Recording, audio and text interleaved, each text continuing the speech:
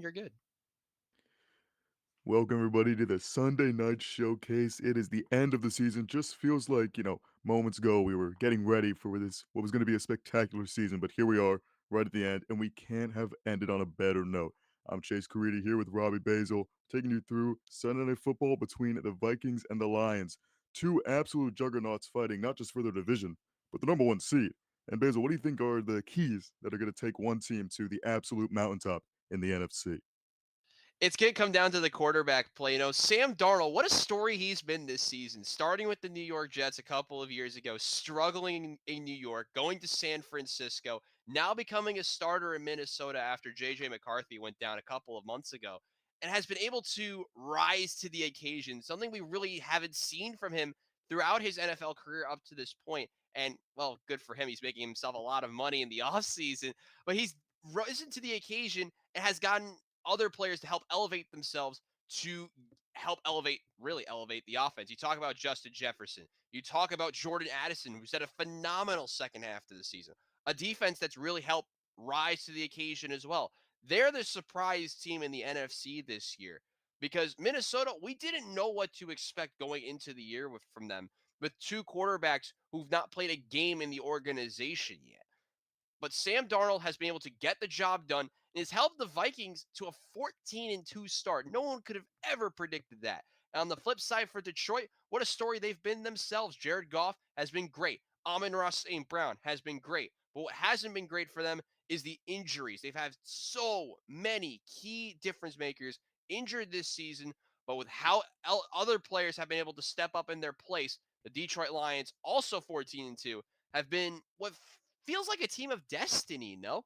I mean, Detroit, they had their injury problems throughout the year. Aiden Hutchinson goes down, but they're still able to create a ton of pressure on the defensive front. That's another big key for them today. It's going to be a fun one. I mean, forgive them five. If any game we're supposed to start with in the history of our broadcasting of the NFL, I think we've picked a pretty good one tonight, Chase. Absolutely. It's going to be a dogfight. Can't wait to see the rest of it. And we're going to take you right to it as soon as we come back to the game of all games Sunday Night Football, the Vikings, and the Lions.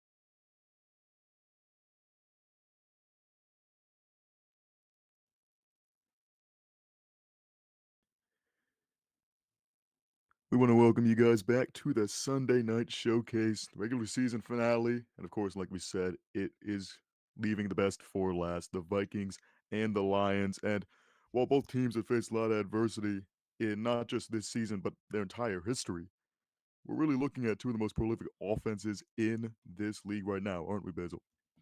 Yeah, we are. We're seeing some of the best receivers in the game right now with Amon-Ra St. Brown and Justin Jefferson.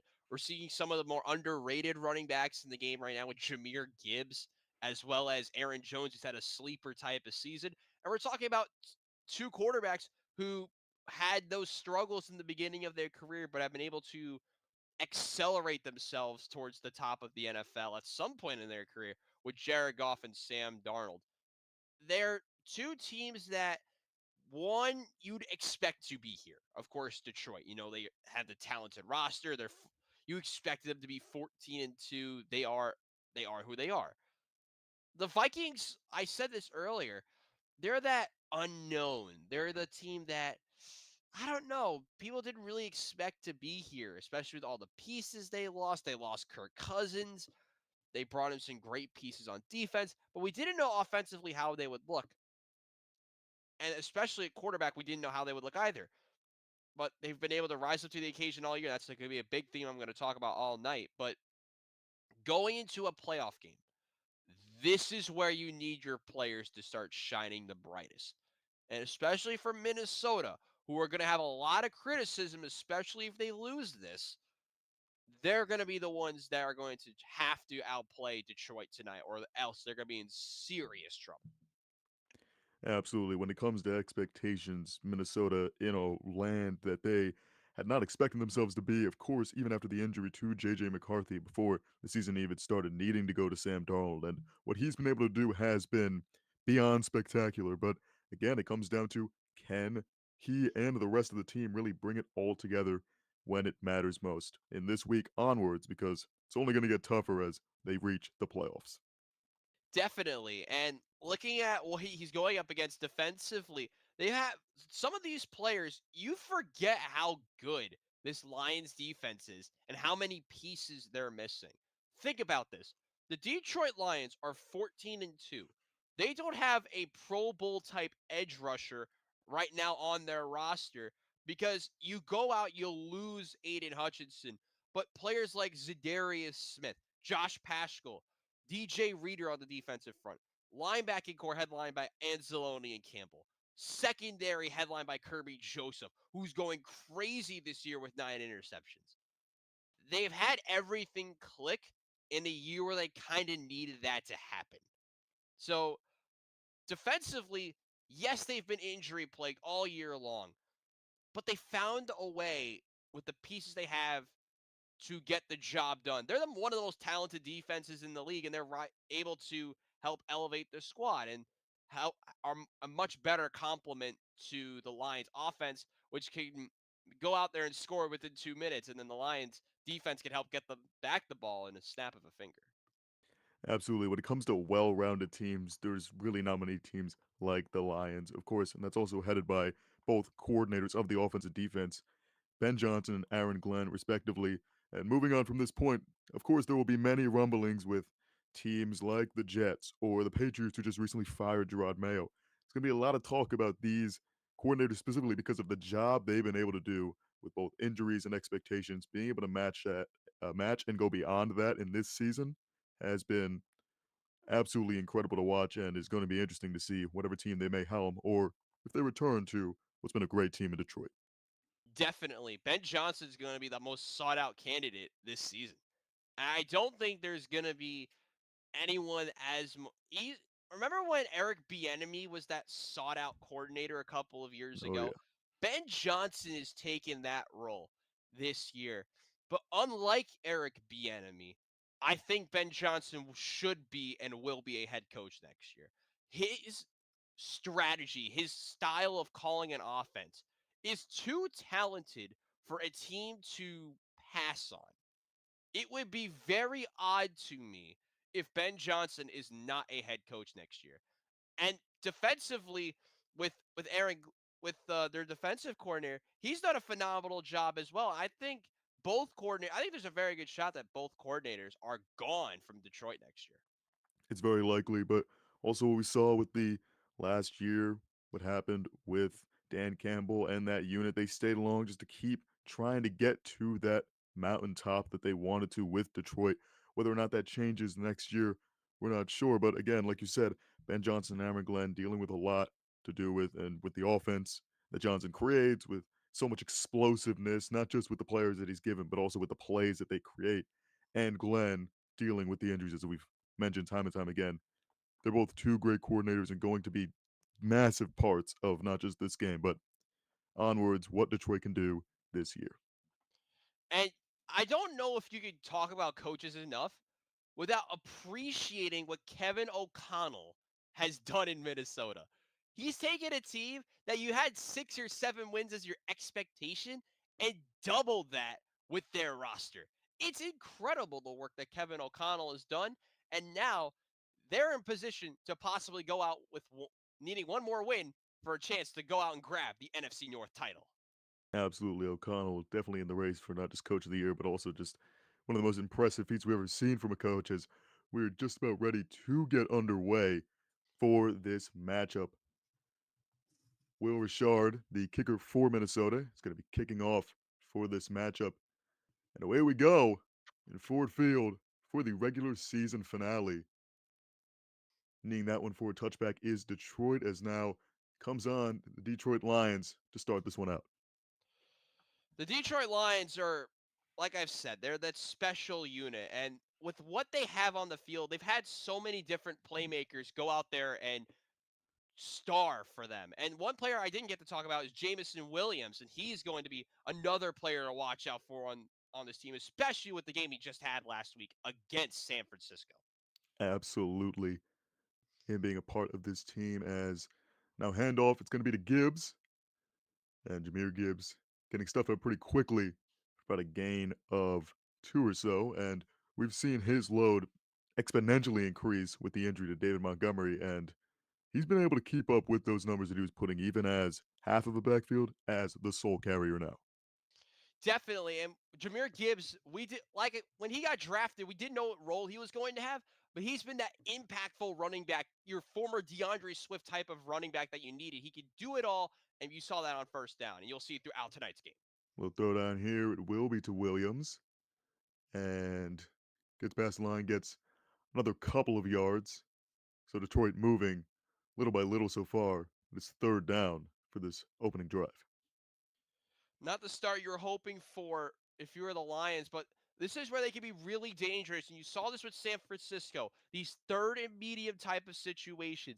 The Lions, one of the most aggressive teams in the league. You don't know if they'll go for on fourth down right away, but for Brian Flores and this defense, how crucial of a stop this would be so early on for this Minnesota Vikings defense.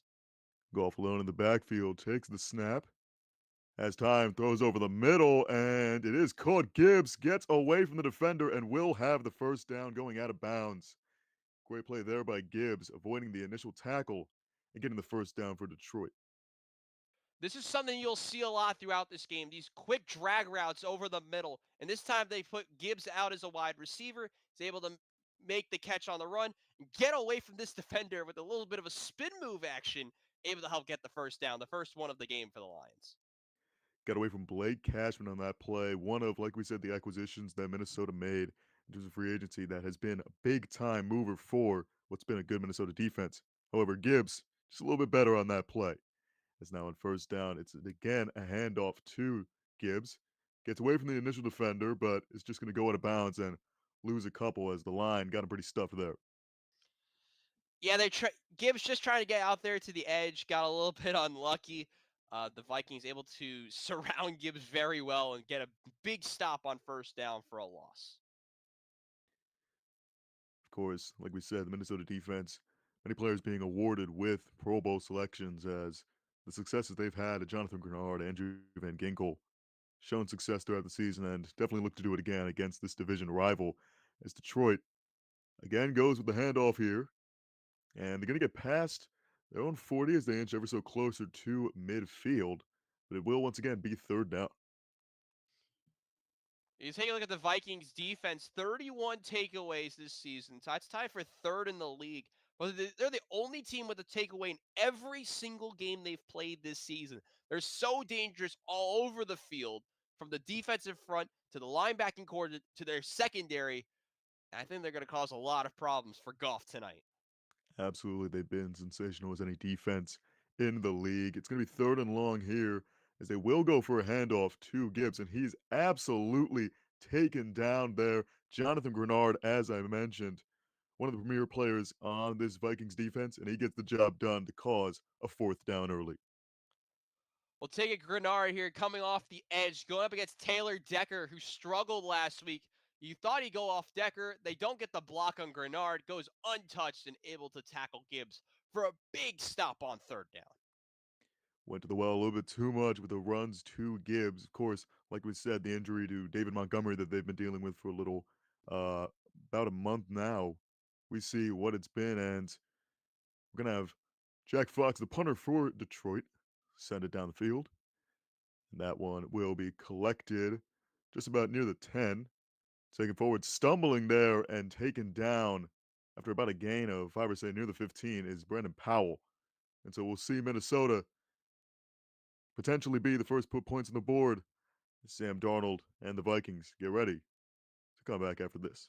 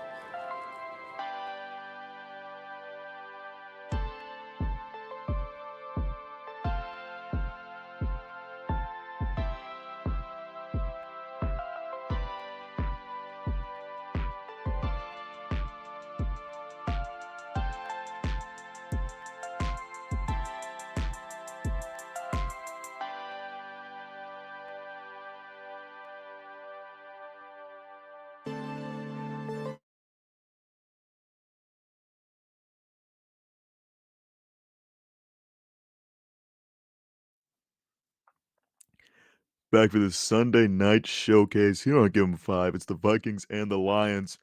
Lions taking a handful of minutes off the clock with a drive that gets stymied near midfield, and now Minnesota is going to take over, and we'll see if Sam Darnold and the Vikings can continue to do what they've spectacularly done all year long. Getting a nice views of Detroit. It's such a spectacular place. I've never been, but it's one of the spots that you don't really think about as a main sports hub. But with the way Detroit sports have been starting to rise, it's actually a pretty cool place. Is the Lions are going to try and get this stop here on first down. Absolutely, their history is unmatched in terms of sports. There's a handoff here to Aaron Jones, and quickly he is up past the 20 to make it second and short. Good run there by the former Packer. Let's take a quick look at Sam Darnold through week 17. Over 4,000 yards, over a 106 QBR, over 30 touchdowns, all careers highs already. What a start for And it's going to Darnold be this Donald season. to throw as looking for Hockenson near the 30. And they'll say he caught it pretty close there as he went down to the ground, but it is a first down. Good protection up front by the Vikings, and it's just going to be a little bit of a I'll call that a Texas route going over to TJ Hawkinson, the former Detroit Lion, able to make a nice grab there for the first down. A lot of history between both these teams and not just the organizations themselves, but also players back and forth, including that of TJ Hawkinson. He's now here. Fullback CJ Ham in motion as it's play action. Darnold gets to Jefferson looking for a screen and swarmed up, but gains about 5. This is one thing you're going to see out of both of these teams. A lot of motion, a lot of screens. You saw that with the Lions last week against San Francisco. You're going to try and see Minnesota counteract that with a ton of motion on their own, of their own, rather. Justin Jefferson able to get that screen and get a good gain on first down. So far, the Vikings doing what they do best, spreading it around, already hitting 2 different targets. Is now another handoff back to Jones. They'll be short of the sticks near the 40, but it'll be third down. Pressure coming from the middle, from the one of the linebacker spot. I believe that's Alex Anzalone, who's playing in one of the linebacker spots next to Jack Campbell. He's able to close that gap so fast and able to help wrap up that tackle along with Zadarius Smith. Big third down here early for the Lions defense on third and short. Minnesota is going to pass. Darnold gets it out to Jones, and he'll get just enough. Gets past the tackle of Campbell, able to wrap him out, pull him out of bounds, but it is a first down for the Vikings. Another thing you're going to see a lot of is the running backs out of the backfield into the flat. Darnold, clean pocket, able to get that ball out to Aaron Jones, something you saw a lot of him at when he was in Green Bay. And Aaron Jones, the 30-year-old, selected to the Pro Bowl after the 2020 season, former guy out of Texas El Paso, started with the Packers. He's having a great season so far for the Vikings. Absolutely. Another just many pieces of this well oiled machine as another pitch here to Jones, and they get near midfield. Be second and reasonable for the Vikings. Good read there from Jones. He saw that on the pitch that the edge was getting sworn by multiple Viking defenders, by multiple Lion defenders, but Jones able to cut it back upfield and get a good gain on first down. Near the 48 here is Donald resetting, making sure that this Vikings offense is fully clicking as there's a movement at the line and a flag is thrown. The initial signal looks for a false start. Crew Chief Brad Rogers here, and we await the call.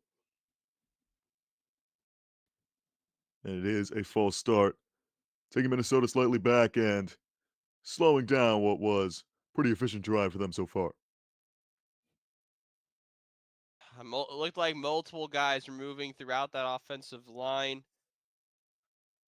I don't even know who you'd call it on. I think like 7 people moved. It was a very weird play there. But Absolutely. nonetheless, it'll be now a little bit of second and medium, second and long. Officially calling it second and 9 here as Darnold looks back to pass. Pressure, throws over the middle. Took a big hit. Able to get up just fine, but luckily getting that off and not in any dangerous way. It'll be third and long. Man, the pressure coming up the middle. This time I believe it was a DJ Reader. The running back this time, which was Cam Akers, he's going to try, I thought was going to throw a block towards one of the linebackers. And it's actually Jack Campbell who's going to get the pressure on him. I thought it was DJ Reader, but no, it was Campbell. Able to force that pressure through the middle. A little bit of a delayed rush from Campbell. Able to force the third and long. Again, Aaron Glenn's defense throws out a blitz there, and luckily for Darnold, it only ended up in an incompletion. It's now looking to pass once again. Fires right side and had Hawkinson, but threw his hands and out of play. That'll make it 4th and 9 as Minnesota looks to punt.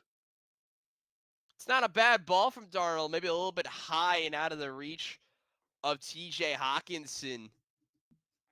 But for the Vikings, that wasn't the worst first drive that you could have. But for the Lions, you're pretty happy that you're able to get this stop early on. Because if this Vikings offense gets clicking, they could have been in for a very long night. But they're able to get their stop on third down. Something you could Force say for fourth down. both teams, but both teams going out and having to punt on their first drives as Ryan Wright, the punter for Minnesota, gets it out near the 10. It's collected by Detroit. Khalif Raymond makes a good move and goes up past the 20. That's a little gain there as Detroit is going to take back over. We'll see here what Detroit can do as both teams remain scoreless.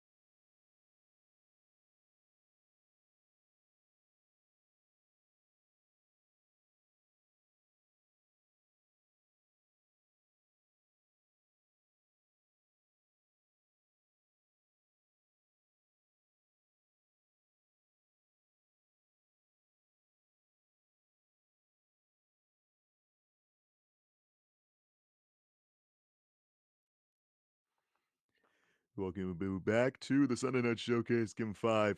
Chase Caridi, Robbie Basel, and what has been a defensive matchup so far between the Lions and the Vikings. Both teams making it to about midfield in their opening drives, but have been stymied by defense as looking ahead to the NFL wildcard. All the matchups for the AFC have been set, and of course, just the change here in this regular season finale. It's going to be very interesting. And Basil, I have to ask you, what do you think is the most intriguing game so far in your mind for Wildcard Weekend? There's multiple options. I kind of want to go with Eagles Packers is a good one. I hate how Ravens Steelers is on Prime Video. I don't know how they got that one, but I think a weirdly good game is going to be whoever loses this game in Los Angeles.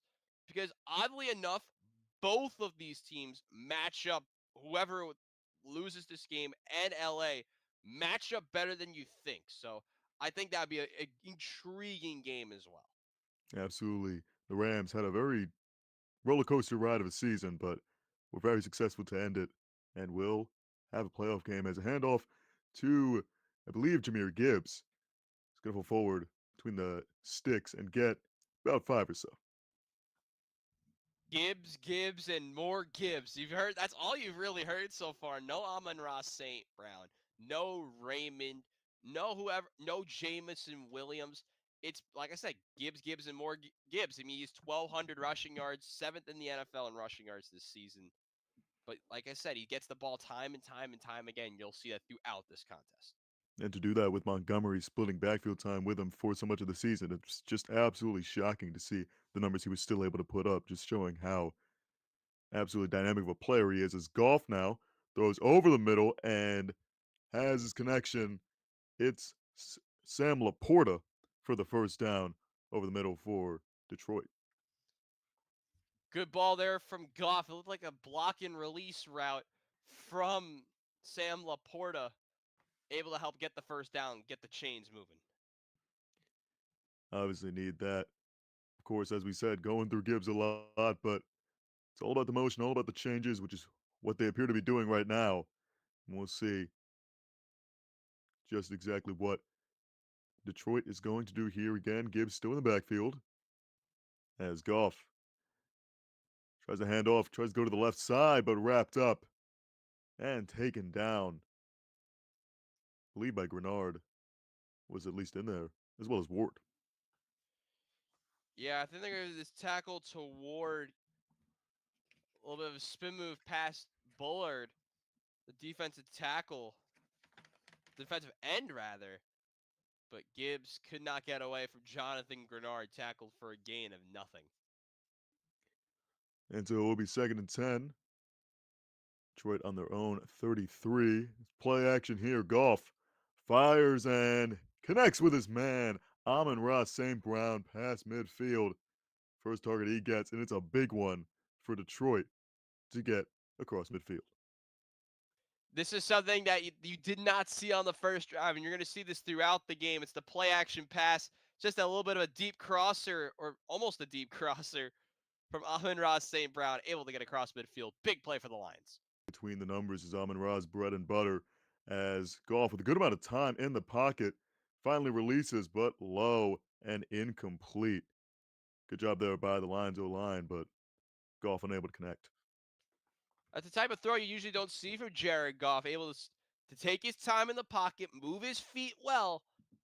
Look at, he just spiked the throw a little bit, Chase. You don't usually see that from him, but good pressure up front. Minnesota's going to do that all night.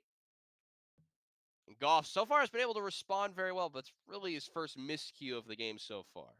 Absolutely. Makes it second and 10, 4:26 on the clock here in the first as Goff again fires over the middle. This time connects, and down is Laporta past the 40. So will make it third and again reasonable. Laporta acting as like a safety valve there, able to get good ball from Goff. Blake Cashman was causing pressure up the middle, but what do you do when a linebacker causing pressure? There's usually that hole in the defense, and Laporta able to find it well and able to get a good gain of about 7, maybe 8 to force third and short. Yeah, great job there by Laporta and extending to get every last yard he can get. And it makes it third and 2. Goff starting off this game good, 5 of 6 for 47 yards. There'll be Craig Reynolds in the backfield with him as play clock almost looked to expire. There was a flag,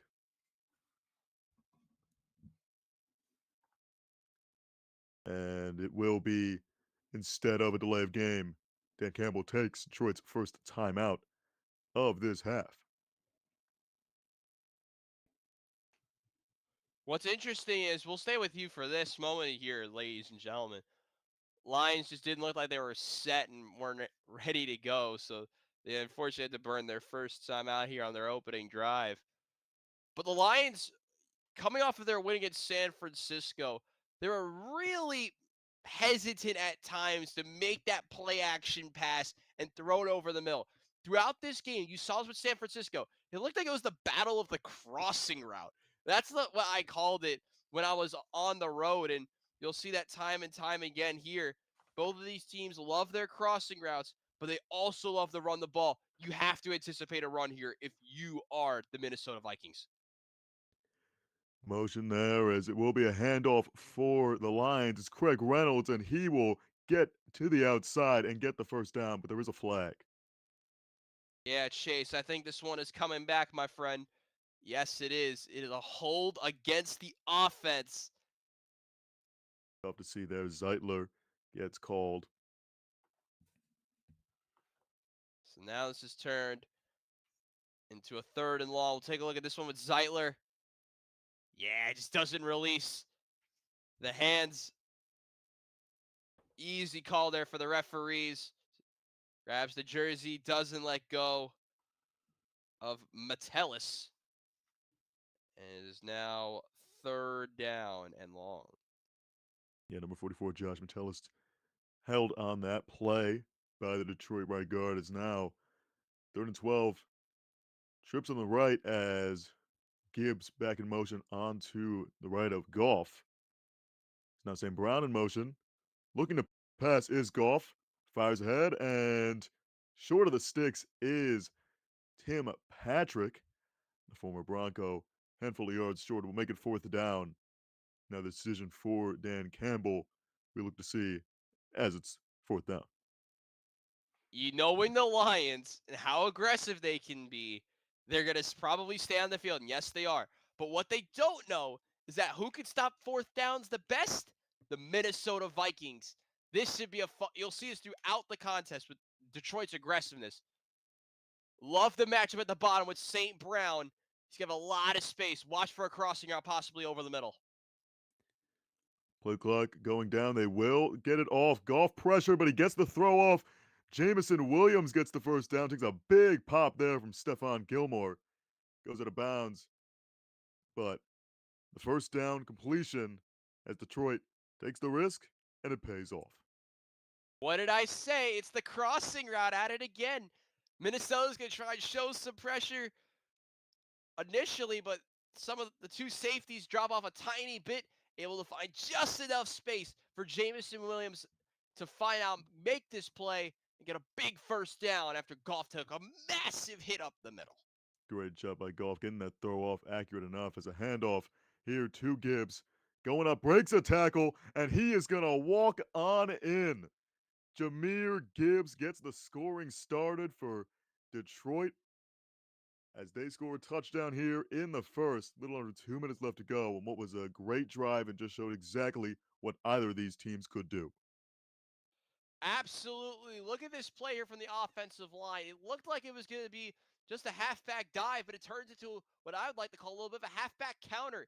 Gibbs able to make a perfect read with the blocks. Phenomenal work up front by the offensive line. Jahmyr Gibbs showing off the talent, able to help put the Lions on the board first.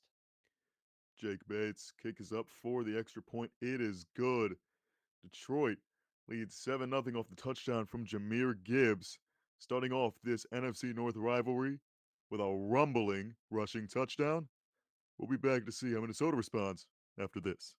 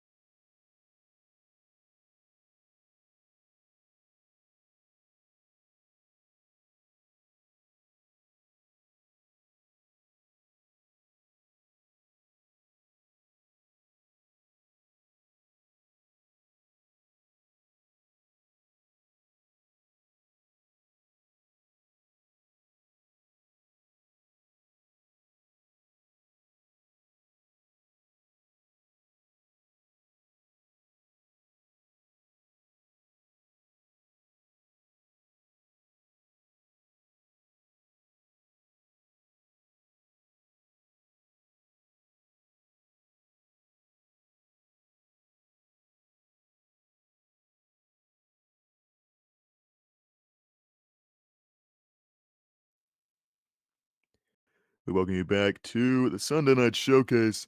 Minnesota and Detroit taking it on in the regular season finale. I'm Chase Caridi again here with Robbie Basel for Game 5. And what we saw there was just a routine drive by Detroit, taking it down the field and ending it off with who has been. But honestly, there's a lot of conversation of who could be the team MVP, but I think the man who just scored definitely is in the middle of that case. Jahmyr Gibbs doing what he does best and walking in for a touchdown. Yeah, he made it look effortless. We talked about it a moment ago, just able to read his blocks perfectly, something we've seen all throughout this season with Jahmyr Gibbs, able to make it look so easy and help put the Lions up by 7 early in the first half. Absolutely, as we said, early on in the season, Sonic and Knuckles between him and Montgomery, but even as a solo show, Sonic's getting the job done. Kick here by Bates. It's going to go down into the end zone, picked up just for a touchback. So we'll see how Minnesota can respond. One thing I've loved about so far in this game has been the Lions able to cause pressure on Sam Darnold. Like I mentioned before, the injuries they've had on defense. 16 players on injured reserve for the Lions. 12 of them have been on the defense.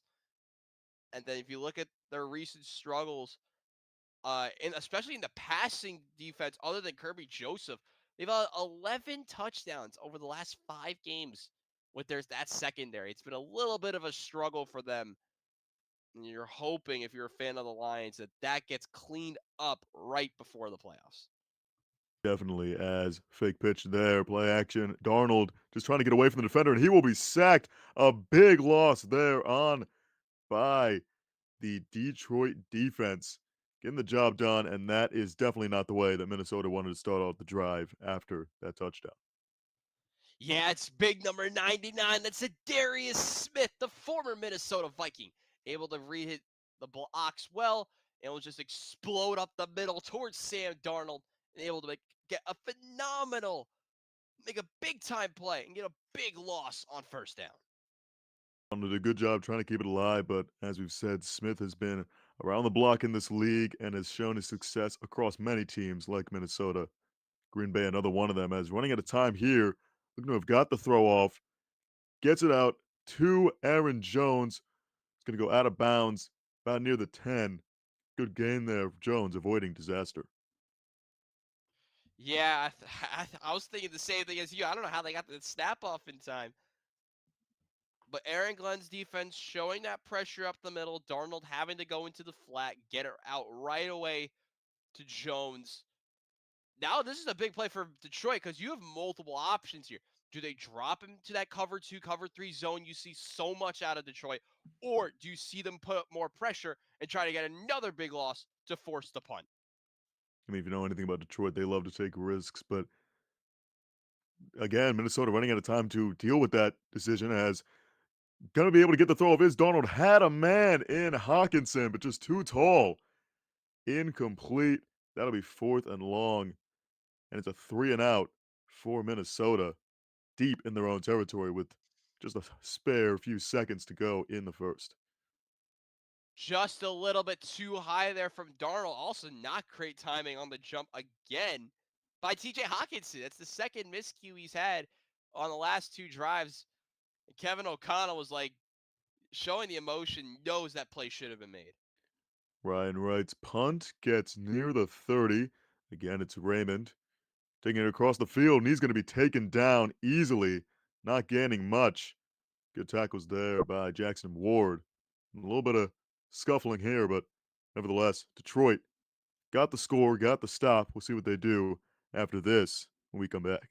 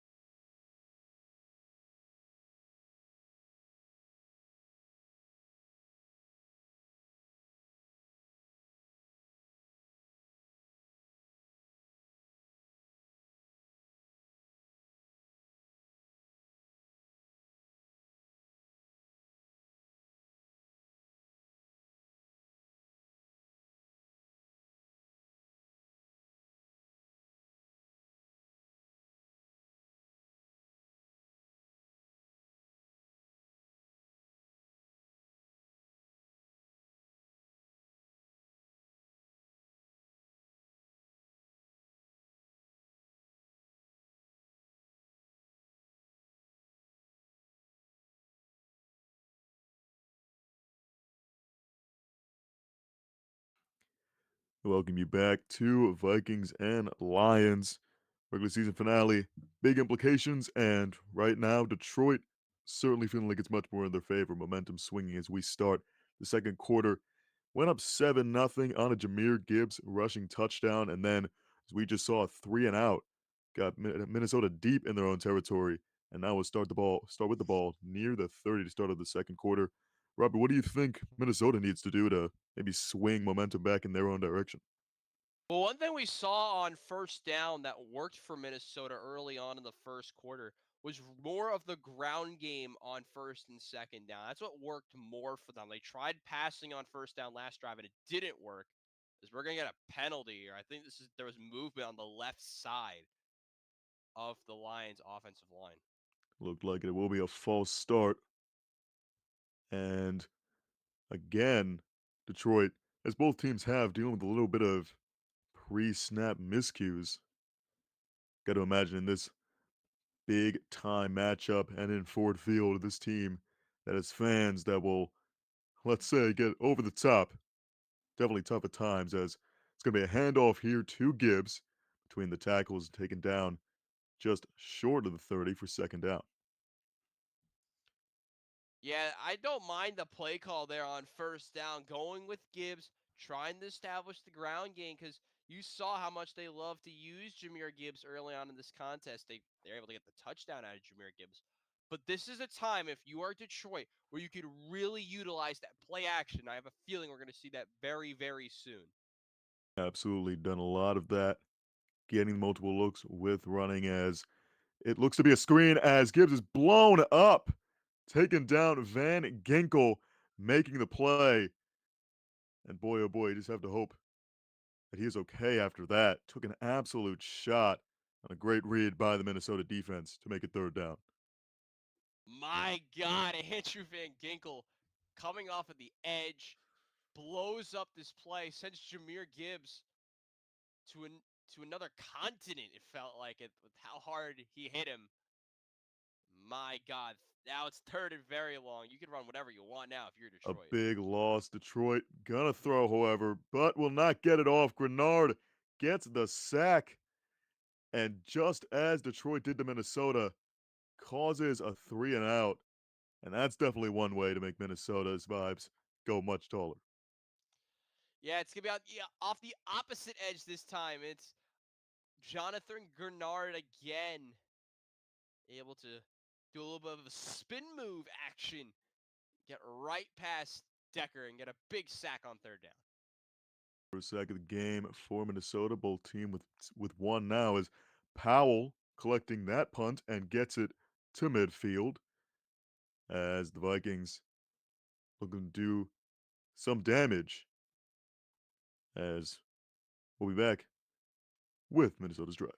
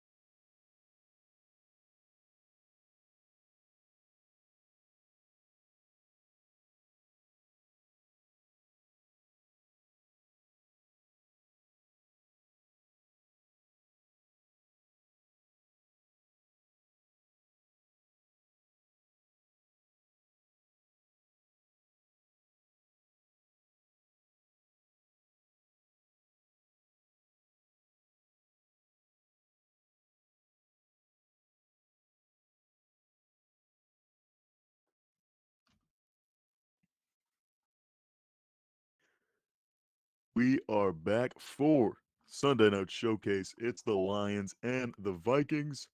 Detroit up 7-0, but as we just saw in that defensive feat of Minnesota, they showed exactly what they've been able to show all season and look to get the ball back and continue that with that momentum. Major drive coming up for Minnesota. I said it a moment ago. This is where they need to capitalize. They've really struggled on first down throughout this game. This is a moment where you could really see that change. I would hopefully want to see a run here if you're Minnesota. They have Aaron Jones, I believe, in the backfield. And Darnold is to hand it off. Not going to get much as Akers taken down. Well, let's take a look at Sam Darnold and the numbers and the difference of his career highs to where he is right now. The change is drastic. We'll talk about it more in a second. And Darnold looking to pass, has time, fires over the middle, finds, I believe, Josh Oliver for the first down. Backup tight end gets things moving, but there is a flag. So this is going to be an interesting one. I'm interested to see what they call this. It looked like there was a big hit with the towards the crown of the helmet by Brian Branch. We'll take a look at it again. I don't know. The penalty a penalty was declined, so I don't know what it was. That is But the case. regardless, it's a first down. Definitely, there's definitely some good contact there on Oliver near the neck above, but nevertheless, first down for Minnesota is they're already in Detroit territory. Akers on the right of Darnold. Set up at their own 36. Throw across, tries Addison, but blown up. Strongly read by Detroit. Gets a stop there. Yeah, it's a Meek Robertson who was able to just blow that play up right away. And this is something you see a little bit from Minnesota. They're going to try to push the pace a little bit here with Darnold. That they will. As Darnold again to throw, fires deep, has a man, but too much on a lot of contact there between Jordan Addison and Terran Arnold, the impressive rookie for Detroit. We'll take a look at this again. Arnold, who's been known for getting penalties in those type of plays, able to get some good coverage there, but Detroit rushes 6, able to get that pressure on Darnold. He just airmails him a little bit of an airmail towards Jordan Addison. Good Definitely duel. We'll see that a lot with Addison and Arnold throughout this contest. good matchup there as now it is 3rd and 10 after the incompletion. Hockenson in motion for Minnesota. They get the playoff, and he fires ahead, gets his man. It's Jefferson, and pushed out of bounds, but a massive gain for Minnesota. 1st and goal. You have no idea how absurd that throw he just made was.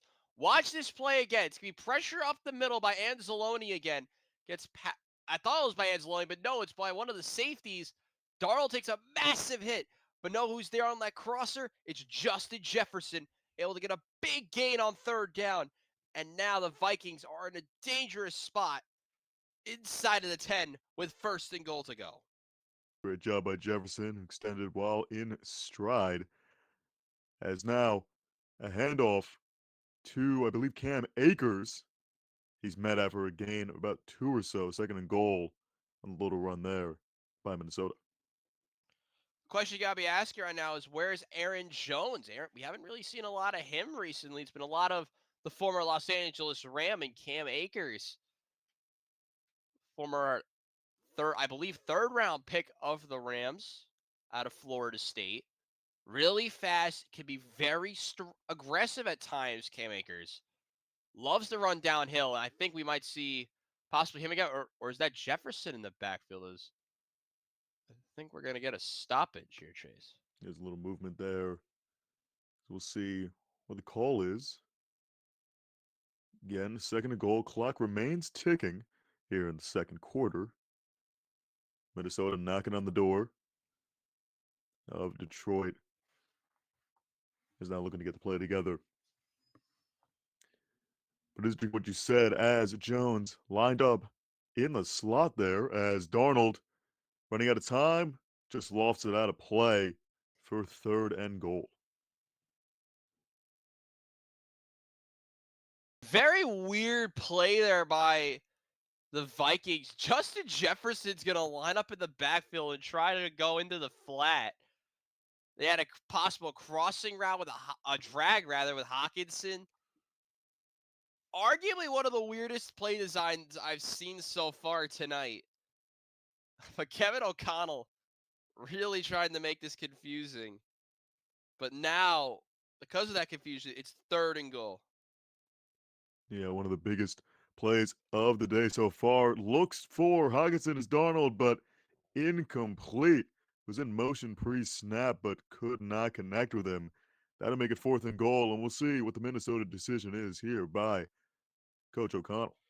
I think this is one where you're going to see them go for it. Yeah, Darnold's going to stay out there. Only 10 fourth down attempts this season from Minnesota. They're usually not this aggressive, but you got to match up with Detroit as much as you can. You're going to see trips right. You're going to want to probably see an out route and a drag. Watch out for Jefferson, bottom of the screen. Jefferson did motion out to the left as Darnold to pass, has time, fires his way, and just too high. Jefferson argued a little bit for a call, but unable to connect, and it will be a turnover on downs. Detroit to take over deep in their own territory. That's one that Sam Darnold's going to want to have back. He had that out route to one of his receivers, to Jordan Addison. It was wide open, but the pressure off the right side forces Darnold to throw the other way, as we'll send it to break. The Lions doing what they do best, getting a big fourth down stop. We'll see how they try and go about it on offense when we return. This has been, so far, Give 'em 5 Media's Sunday Night Showcase.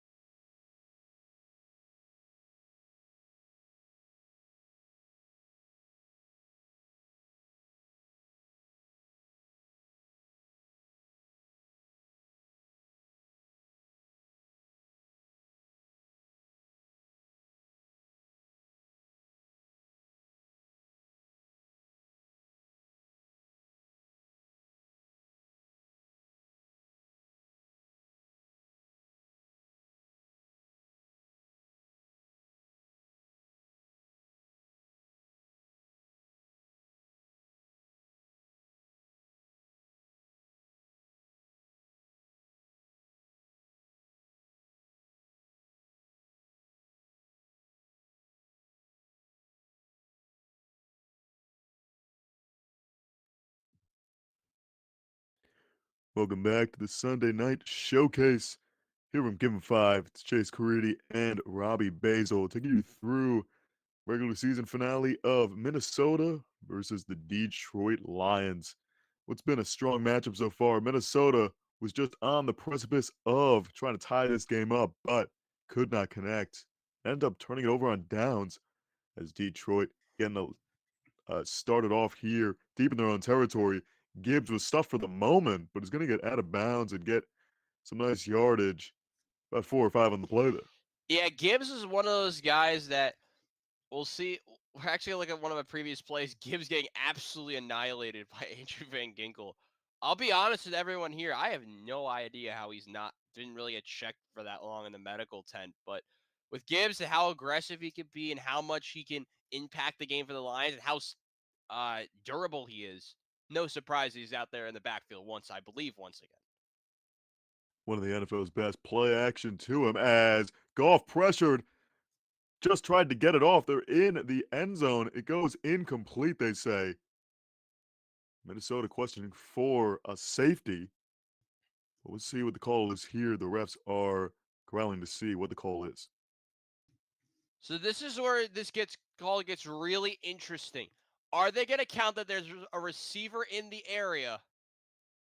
Let's see what this call is. I think this is going to not be intentional grounding. It's a very tough spot though.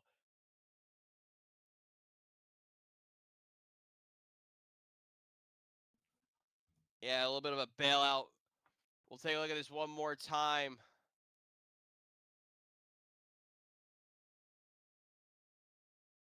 Because the ball goes forward. The question was the eligible receiver, which you could count there, I guess, is Gibbs. They do call it that. It will be 3rd and 5, and he does connect Goff to Laporta. Gonna be close, and they will give him the first. Good ball over to Sam Laporta. Another big third down conversion rather, for Detroit. Something that you haven't seen from Minnesota. Detroit able to get that stop, get the momentum, take the advantage, and are able to get that big first down. Great job by Detroit. Just going immediately from that risky play in the end zone to getting a first down. Still deep in their own territory, however, as a handoff to Gibbs gets stuffed almost immediately and will make it 2nd down. Jonathan Grenard causing problems again, coming off the edge. Take a look at this almost intentional grounding penalty one more time. Goff very lucky that was deemed incomplete. I don't know who recovered that ball, honestly, Chase. I thought if Minnesota recovered for a second, it was a touchdown, but No, both very teams interesting quick to talk sequence of about events. calls as a handoff here will be just short of the first. Will be 3rd and short, and I believe, yes, Craig Reynolds gets the handoff for that one. Nice run there from Reynolds. He's been a better complement to Gibbs as I more than I thought he was going to be.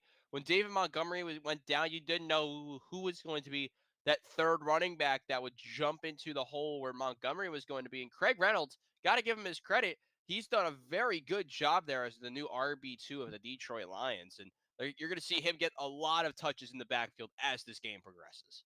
Has definitely helped with a change of pace back. This play clock ticking down. It is a handoff to Reynolds, and he's going to get pushed forward for the first. As again, Detroit able to convert. Well done there again by Reynolds. Good work there by the offensive line. Reynolds, a little bit of a juke move, able to find that really tiny gap and able to get for the first down. So it's back-to-back third down conversions with play number 7 already of this drive upcoming for Detroit. Again, the elite unit that is Detroit's O-line helping there.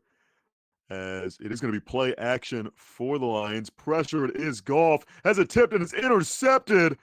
Tried to go for a screen and picking it off is the Vikings. Boy, there was a very, very similar play as we saw earlier in the drive in their own end zone. And you know what they say, ball does not lie. Minnesota takes over, and that is a massive play Well, it's going to for be the started by Vikings. Metellus. He's going to go pretty much almost untouched off of the edge. Gets the block, and it's intercepted by Ivan Pace Jr. Instead, they go out, get the big block by Metellus, and Pace Jr. with the interception. Now, big spot here on 1st and goal. Minnesota needs to capitalize. They failed on their Absolutely last drive. They need to do it right here. perfect example of right place, right time by Pace. And we'll see what the Vikings can do again with a fresh set of downs deep in the red zone. Darnold gonna pass, pump fakes, now throws, and broken up, looking for Jefferson over the middle. But Amik Robertson there to get the breakup. I believe the referees are going to actually miss a penalty. I think he was trying to go for Aaron Jones on the drag route towards the right side. But Justin Jefferson and Amik Robertson, not a bad route there by Justin Jefferson.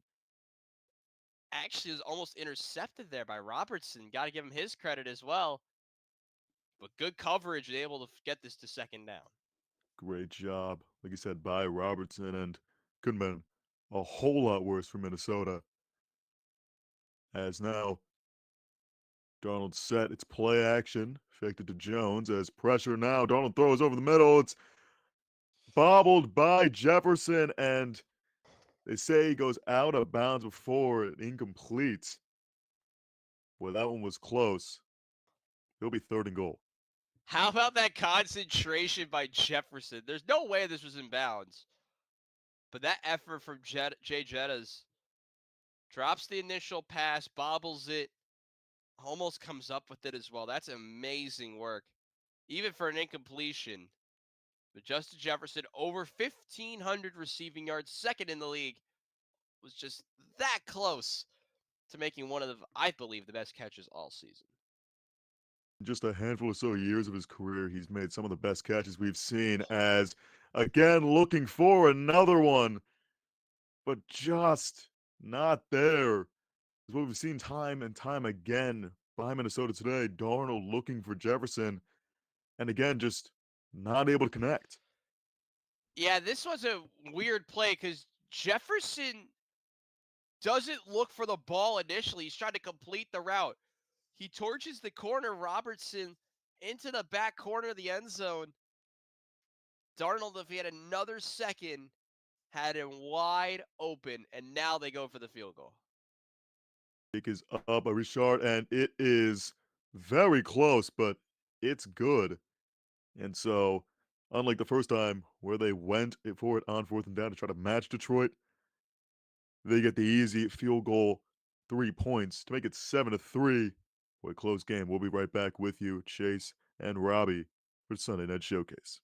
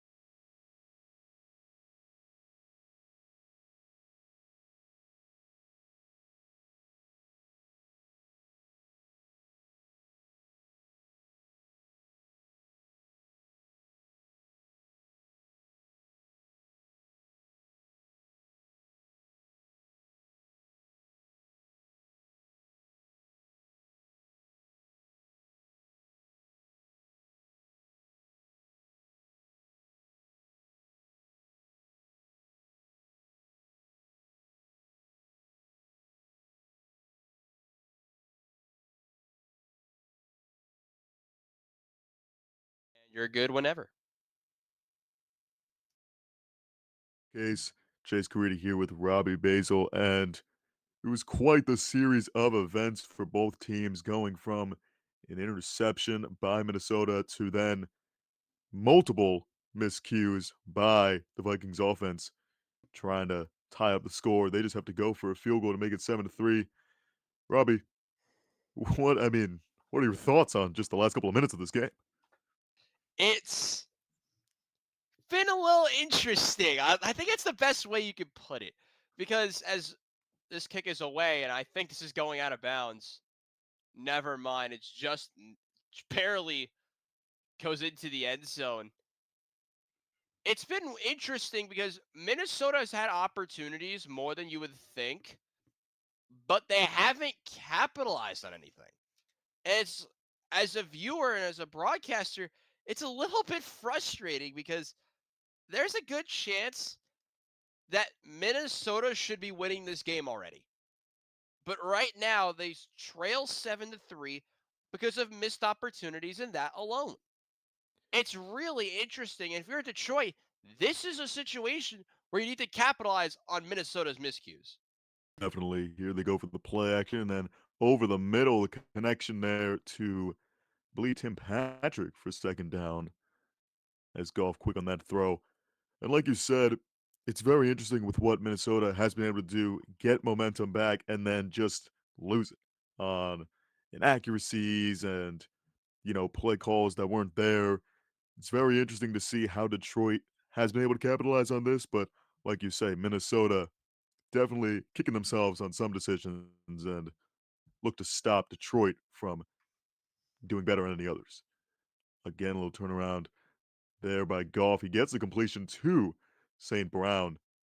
Amon-Ra getting near midfield and continuing the drive for Detroit. Yeah, Amon-Ra St. Brown. We'll take a look at this play here. Jahmyr Gibbs getting the block on the edge, able to help make this play happen. And Amon-Ra St. Brown just found the hole in the zone. And another good first down there for Detroit.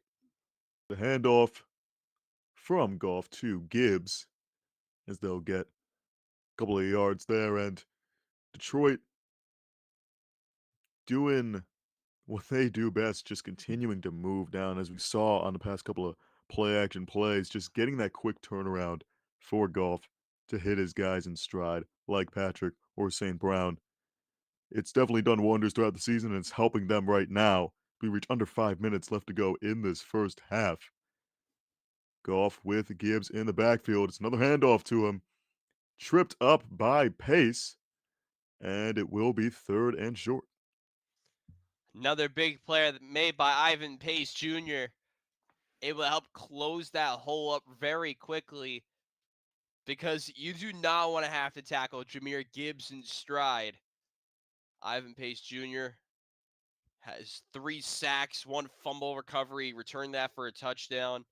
Was part of the play a couple minutes ago. That was the interception that led to the 3 points for Minnesota. He's had a pretty good game so far. Very, very strong season by Pace as the handoff to Reynolds gets very close. We'll see what the spot is.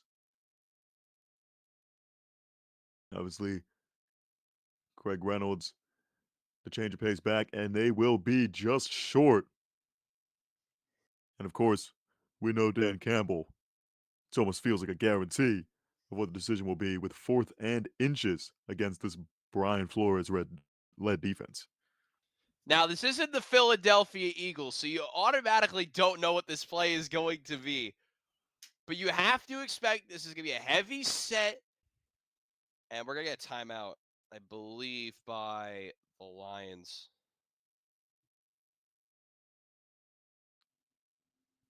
Discussion Or, here. oh, there's a challenge by the Lions? Looking to see if the ball was placed correctly by the ref and if Reynolds actually did get the yards for the first. Very close on initial replay here. We'll stay with you for this because it's a very weird play. Because it looked very. I thought the referees nailed this spot, but like I said, Now, if you're not Philadelphia, if you're Philadelphia, you already know what they're running. But if you are Detroit, you got to imagine they're going to go heavy set, probably like a million people in the backfield, run the ball with Gibbs or Reynolds. So if you're Minnesota, if you get find a way to stop them on 4th and inches, they probably won't.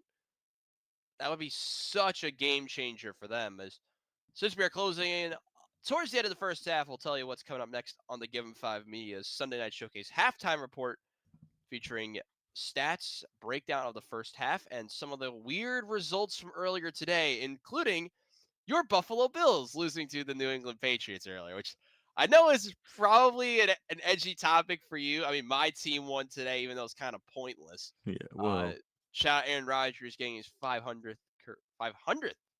career touchdown pass. And what's a Tyler Conklin? I don't know how I feel about that, but just a very weird moment. It was under major duress, and they just threw it to Conklin, which okay. It's a very weird situation there, but 4 touchdowns from Rodgers in what could be his final game as a Jet. We'll talk about that as well.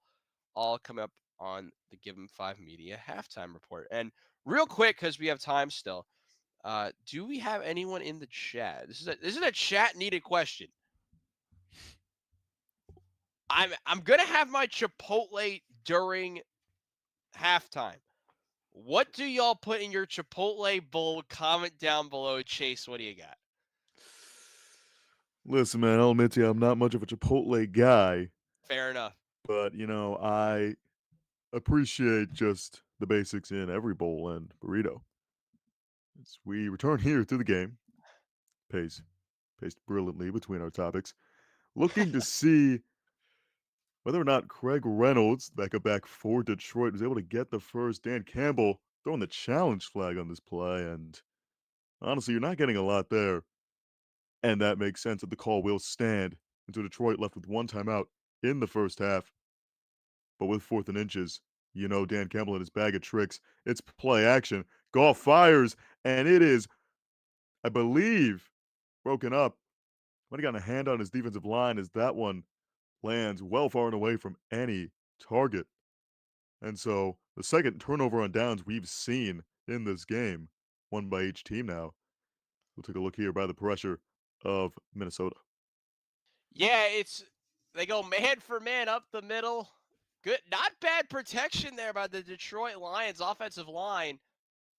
But we'll see who got the block there. I believe I couldn't really tell, but I think it was Bullard, Jonathan Bullard, big number 90, was able to get the block there. And now the Vikings, good amount of time left, have a real opportunity to take advantage. You are correct. Bullard making the play there as with how great Detroit's offensive line has been, as here's a handoff to Aaron Jones will get about 3 or so yards. With how great the offensive line of Detroit's been, we know that with, like we said, the defense of Brian Flores and all these different pieces that have been added and rearranged with injuries and whatnot, they've been able to get the job done with just applying pressure. And that is exactly what did the damage there. Definitely. And Minnesota has struggled to run the ball much more than we thought they would. But they've been able to come back at it with the pass. And I would possibly say, watch out for play action here. It is play action as Detroit able to get pressure as Darnold running, gonna get past the line of scrimmage and get about 3 or so yards. Good job by the Minnesota QB to improvise and get some positive yardage. That's a little bit of old school Sam Darnold from his days at USC, able to escape the pocket and roll out to his left and get a good run of a 3 or so yards. Took a massive hit. I thought he was out of bounds for that, but I guess not. So last play, probably before the 2-minute warning, if you're Minnesota, you probably want to go. I don't know how conservative you go with this, but they are inside of their average of 8.2 yards to go per third down. So this is an opportunity where you can really need to see Minnesota capitalize. Trips on the right, back on his left. Darnold goes back to pass, throws ahead, finds his man. Moving downfield is Naylor. Finally taken down by Brian Branch of Detroit. But as we hit the 2-minute warning, a good first down gain for Minnesota as they again get ever so close to scoring in this down 7-3 in this Sunday night showcase.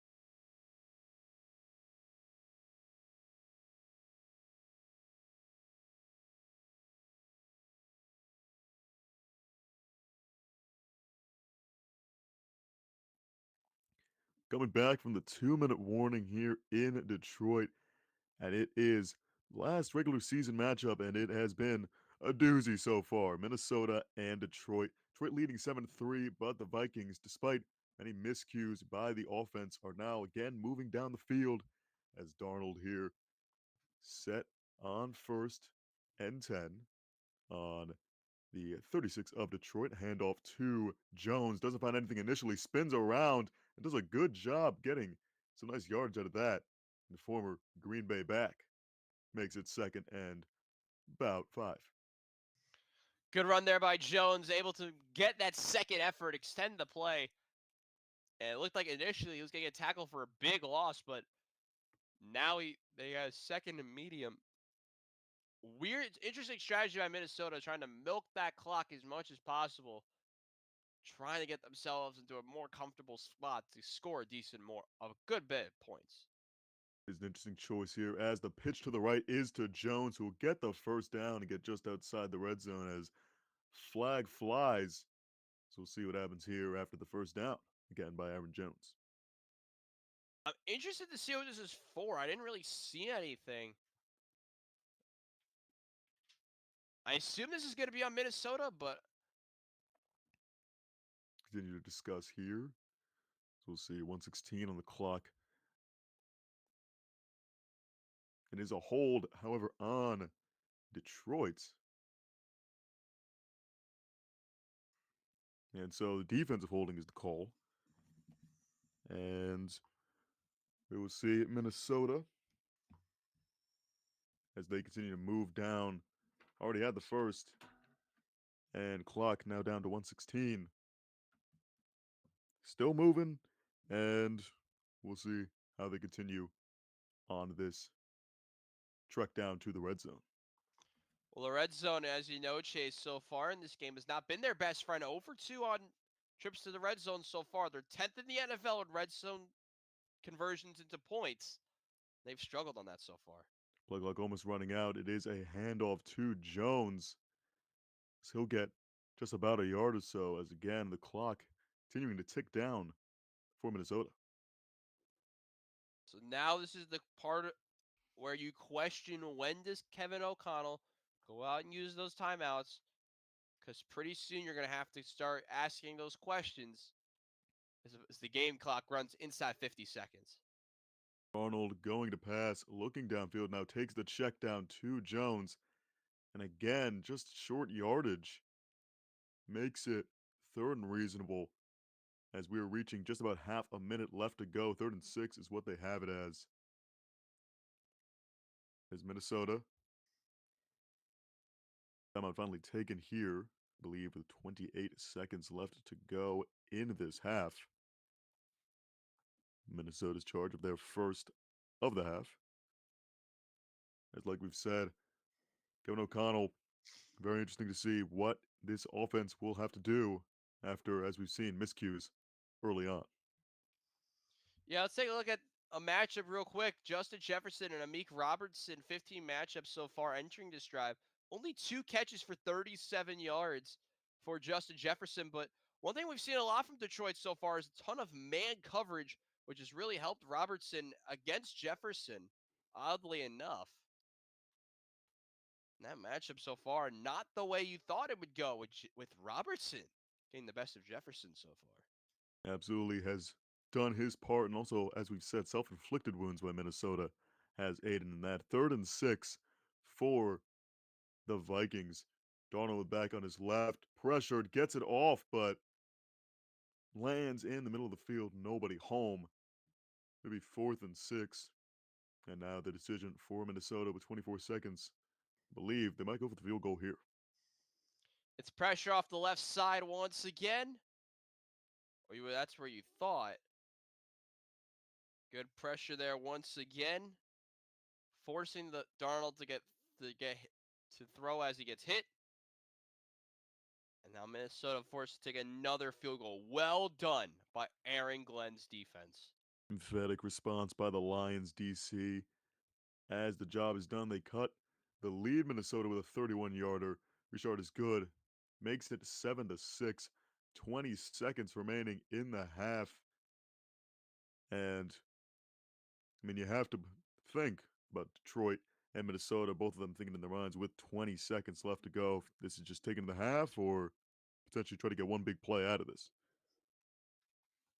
I'm intrigued about this because the think about this real quick. The perfect pairing. You think about like the perfect pairing of items in a sandwich. The Lions have that with it's the Lions and aggressiveness. That is them in a nutshell. I would be surprised if the Lions didn't go for to try and go out and get a field goal out of this. Absolutely. And something interesting about that is Dan Campbell losing a timeout on the challenge earlier in this half on the Craig Reynolds try to get first down, ended up standing and made it fourth and inches. It's interesting with 20 seconds, with only one timeout, if they'll be able to move that efficiently down the field. But as we've said before, with the weapons available to this offense, potentially not going to be too hard for them. But as we've seen by both teams, miscues have definitely been very available tonight. Will Richard set for the kickoff after making his second straight field goal of the night. That one going to bounce out of bounds, I believe, and a flag is thrown. Looked like the ball flight of the average golfer. Just a duck hook straight to the left. And now this is the opportunity that Detroit needed after a big miscue by Richard. Now you have the field position. You have arguably one of the best kickers in the game in Jake Bates. This is the opportunity that I was talking about if you're Detroit. Right, you are. Bates has been undeniable, and Detroit definitely knows how to get the yards necessary again. But with 20 seconds and one timeout, it's not going to be the easiest task. They're set up at their own 40 after the kick went out of play. Goff throws right side, has his man, connects with St. Brown. And they already have a big connection with only 5 seconds off the clock with 15 left to go in this half. Good route there by St. Brown, able to create a good amount of separation on the route to the outside. Looked like what we'd like to call a corner route there. And that gives A little bit of hope for Detroit to get points at the end of this half. Big play there on first down as the Lions are already in Minnesota territory. Could be thinking about more than the field goal, but of course, let's try to stay cautious here. Play clock ticking down. Gibbs on the right of Goff as he fires over the middle and again get the first down to the 30. They let the clock tick down. They'll take the timeout with just enough time to give Bates a very reasonable chance to extend this lead. What work there by what good bit of play there by the Lions. Yo, I said it. You don't want to give them their chance. The Lions and wanting to be aggressive. There you go. They take advantage of the miscue. They did something that the Lions have struggled with all game, taking advantage of miscues. The Lions were able to do it, and now Jake Bates, who's made 89% of his kicks this season, has a golden opportunity to make this a 4-point lead for the Lions. Absolutely. One of the premier kickers in this league, a 48-yarder. Sure, might not be the easiest thing, but we've seen in this world of, Brandon Aubrey's kicking 60, 65-yarders, 48-yarder to end this half. Bates is definitely in the wheelhouse of doing so. About 2 seconds left, and a timeout called by Minnesota. A little icing the kicker attempt here. But again, what we've seen by both teams has been very interesting in terms of miscues, being able to pick up and capitalizing, and really momentum has not been able to swing in any direction. Would you say so? Yeah, I mean, the Lions, they've struggled a little bit on offense at times. Minnesota have had multiple chances. They could be up by multiple scores right now, but now that the Lions, like I said, trying to take advantage of a big miscue on the kickoff just a couple of moments ago. Kick is up by Bates, and it is good. That ends the first half. Detroit goes up 10-6. Very interesting in what has been offensive powerhouses by both teams. Bit of a small scoring margin for this first half, but nevertheless, Detroit leading by 4 in what's been an interesting bout to say the least.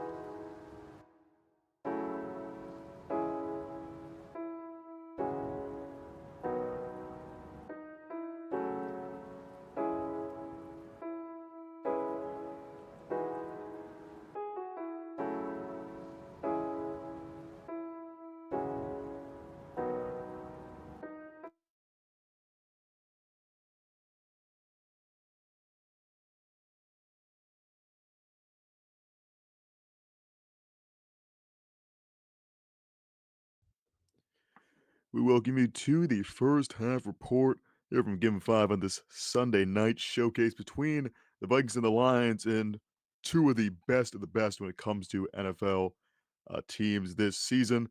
And let's just say it's been very interesting in terms of how both the offense and defense has played. Yeah, I mean, it's been not as much offensive as we thought it would be. Of course, Minnesota forcing the turnover, but they haven't been able to capitalize on as many chances as we thought they would be able to. I mean, they got the interception, had the ball in the red zone three times, and three red zone trips chase. Only has led to 6 points, and they're both been field goals. So, with the efficiency numbers of Minnesota, especially in the red zone, it's a little bit surprising to me that the score is only 10-6. Absolutely. What we've seen from Sam Darnold, as you can see, 9 for 20, only 93 yards. Not what you've expected from a guy who's been playing at an absolute elite level almost, from what we've expected of Sam Darnold to what he's been at the best highlights of this season. The completion percentage and the efficiency of which Minnesota's moved has definitely left a lot to be desired. Yeah, as we take a look at the first half stats right now, Sam Darnold, you mentioned he's struggling. You've seen the struggles for Aaron Jones, but more surprising is the struggles for Justin Jefferson. We talked about that with his matchup with Robertson. They've been going at it all night long, and Jefferson only 2 catches for those 37 yards. It hasn't been the hottest start for Justin Jefferson. But on the flip side, looking at the Detroit numbers, nothing's gone that crazy. Unfortunately, we ran out of characters, but Jameer Gibbs getting that touchdown earlier, helping the Lions to lead this game by a score of 10-6. Absolutely. The sole touchdown we've seen being from Jameer Gibbs, but also it's been throughout multiple facets through the passing game. Of course, as we've said time and time again, play action is what is working for the Lions right now. But as we've been left, as we await the second half, 10-6 is what we've seen so far. And we can only expect more offense to finally start clicking, at least between both of these teams. Yeah, it's all you can really hope for. I mean, we did see some offenses click today, and we'll talk about some of them right now. And one of them was the Denver Broncos. They went absolutely crazy on the Patrick Mahomes Kansas City Chiefs. We saw multiple other offenses shine today. We saw the New York Jets. How about the Jets today? They went out and beat the Miami Dolphins. And then after the game, Tyreek Hill saying, "I'm out, bruh." The door might be open for Tyreek Hill, who at one point was linked to the Jets. If you remember that from a couple of years ago, just to tell you how long ago that was, I was in high school when that happened. That was almost 4 years ago. So I Well, was little old 17-year-old me was still thinking 16 or 17, I don't even know when Tyreek Hill went to the Miami Dolphins, got that big contract, ripped out my heart and soul, but now he might be leaving the Miami Dolphins at the end of this season. We did also hear the news of some other teams possibly firing coaches or keeping their coaches. I'll get your thoughts on that one, Chase. With Shane Steichen being reported that he's staying in Indianapolis, and of course, Gerard Mayo and the Patriots beating your Buffalo Bills earlier. Uh, Let me ask you this, Chase. With the coaches that are on the hot seat, who do you think will be the most surprise, if there is any, a surprising name you think that could get canned in the next couple of weeks? that is very interesting. I mean, what we've seen in terms of coaches that have not really performed to the best of their abilities, I mean, you go to the Giants, you think of what Brian Daboll has been able to do, and of course, a lot of thought comes into not just what they're gonna do with that coaching staff, but also what's gonna happen with, the draft in coming months now that they've been solidified with, I believe, the number 3 overall pick, again, thanks to the efforts of Tennessee, Cleveland, and the New England Patriots. But that is definitely a team where I think that is where a lot of possibility is. Of course, obviously, they don't have as much allure when it comes to having a quarterback, but seeing the weapons available with Malik Neighbors and the defense with Dexter Lawrence, Brian Burns, there is definitely something to be formed there that I think some other teams are iffy about when it comes to potential, like, the Jets or any other options. Jeez. We got those shade of my Jets. I love that. Well, the Giants are an interesting one. Of course, the Jets are one of the teams that fire their head coaches, and it'll be interesting to see who they pick up later in the season. But the other two big storylines today, one of them was with the New York Jets. I'll get your take on this. Aaron Rodgers getting his of course, getting to top five all time in passing touchdowns, 500 now for Aaron Rodgers, now up to 503. As someone who's watched this game for almost as long as I have, do you think this is the end for Aaron Rodgers? Or does he have one more season in him? I think he definitely has the ability for one more season, whether that's with the Jets, that's left to be determined, whether that's on Rodgers' side or the Jets as an organization's side. But I think definitely we've seen the flashes. Obviously, things didn't click for New York this year, whether or not he was ready early in the season. It came down to just those final minute drives that didn't get the job done.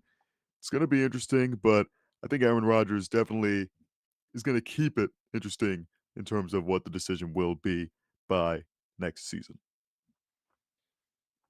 As I think, Chase, this is the time for you, my friend. As much as I would love to talk about the NFC South and Tampa Bay getting the job done, one other team that might get the job done is the Jameer Gibbs led Detroit Lions. I think, if I'm not mistaken, actually no, we're looking at the numbers, so we can actually talk about this real quick. With Tampa Bay able to win the South, how much pressure is on the Falcons to possibly have to make more moves for next season? Because they were the ones who had the expectations. They go out, they sign Kirk Cousins, then they bench him. Now they might cut him. So no one knows what's going to happen with that situation. How much pressure is on Atlanta? Listen, I mean, if there's one division that has like the most question marks out of all of them, it's definitely the NFC South. You look at Tampa, they're not a bona fide star despite having massive pieces like a Mike Evans and what we've seen in the emergence of Bucky Irving. But the Atlanta Falcons, talk about emergence in these just the last couple of games.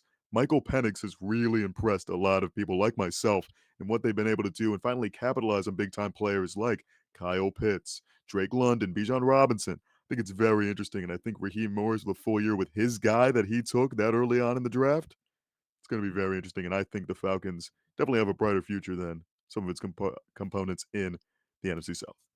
As we get to the third quarter of this Sunday Night Football matchup, again, Chase Caridi and Robbie Basel here with taking you through the regular season finale. And while it has not had the offensive numbers that might, attract most of the base NFL fans, it has been really interesting to see what both teams have been able to do to kind of stymie each offense. Yeah, I mean, at the end of the day, the Lions are really showing their colors on defense. They're doing really well in the pass rush. They've been able to lock down the run, mainly of Aaron Jones. And more importantly, they've locked down the red zone. That's been the big factor in this game is the opportunities Minnesota have had in the red zone. They've had 6 points on 3 drives. Very interesting to see how that if that could change in the second half. As it is a handoff here to Cam Akers. So a good amount of Akers in the first half. He'll get the handoff here, get a couple of yards. And yeah, like you said, something that is really impressive from Detroit is what Aaron Glenn and the defense that is definitely battered and bruised has been able to do against Minnesota here is going to be 2nd and 8 for them. Darnold to pass, going deep, and nobody home. A little bit of miscommunication there as well, far and away from any targets, and it's already quickly 3rd and long. You mentioned how quickly it got to third and long. This is the last thing if you are the Minnesota Vikings of what you could have asked for to start this second half. Inside 30 seconds, it's already third down. One of the last situations you'd want to be in if you are Minnesota, especially with how much they've struggled on third down and long. 1 for 4 on third downs, over 7 yards. We'll see how Darnold and the Vikings could respond. A little bit of motion there from Jefferson. They get the snap off in time. And already pressured, Darnold tries to set his feet. Again looks for Jefferson.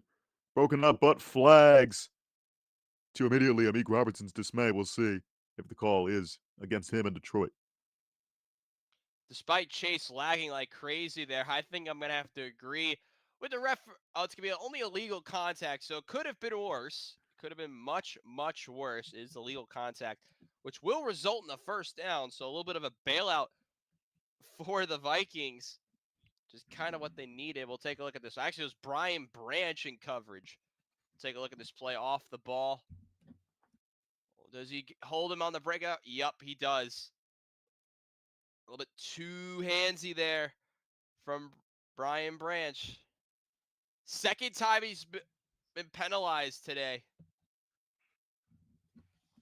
I mean, he was selected to a Pro Bowl this year, but those are not those type of plays that you'd expect a Pro Bowler to make. And the fourth penalty on the day for Detroit is Minnesota giving a fresh set of downs. It's play action as Darnold has time, fires right side and short, looking for Addison. And the inaccuracies continue for Sam Darnold in the second half. Second down. That's one of the last type of plays you'd want if you are Minnesota.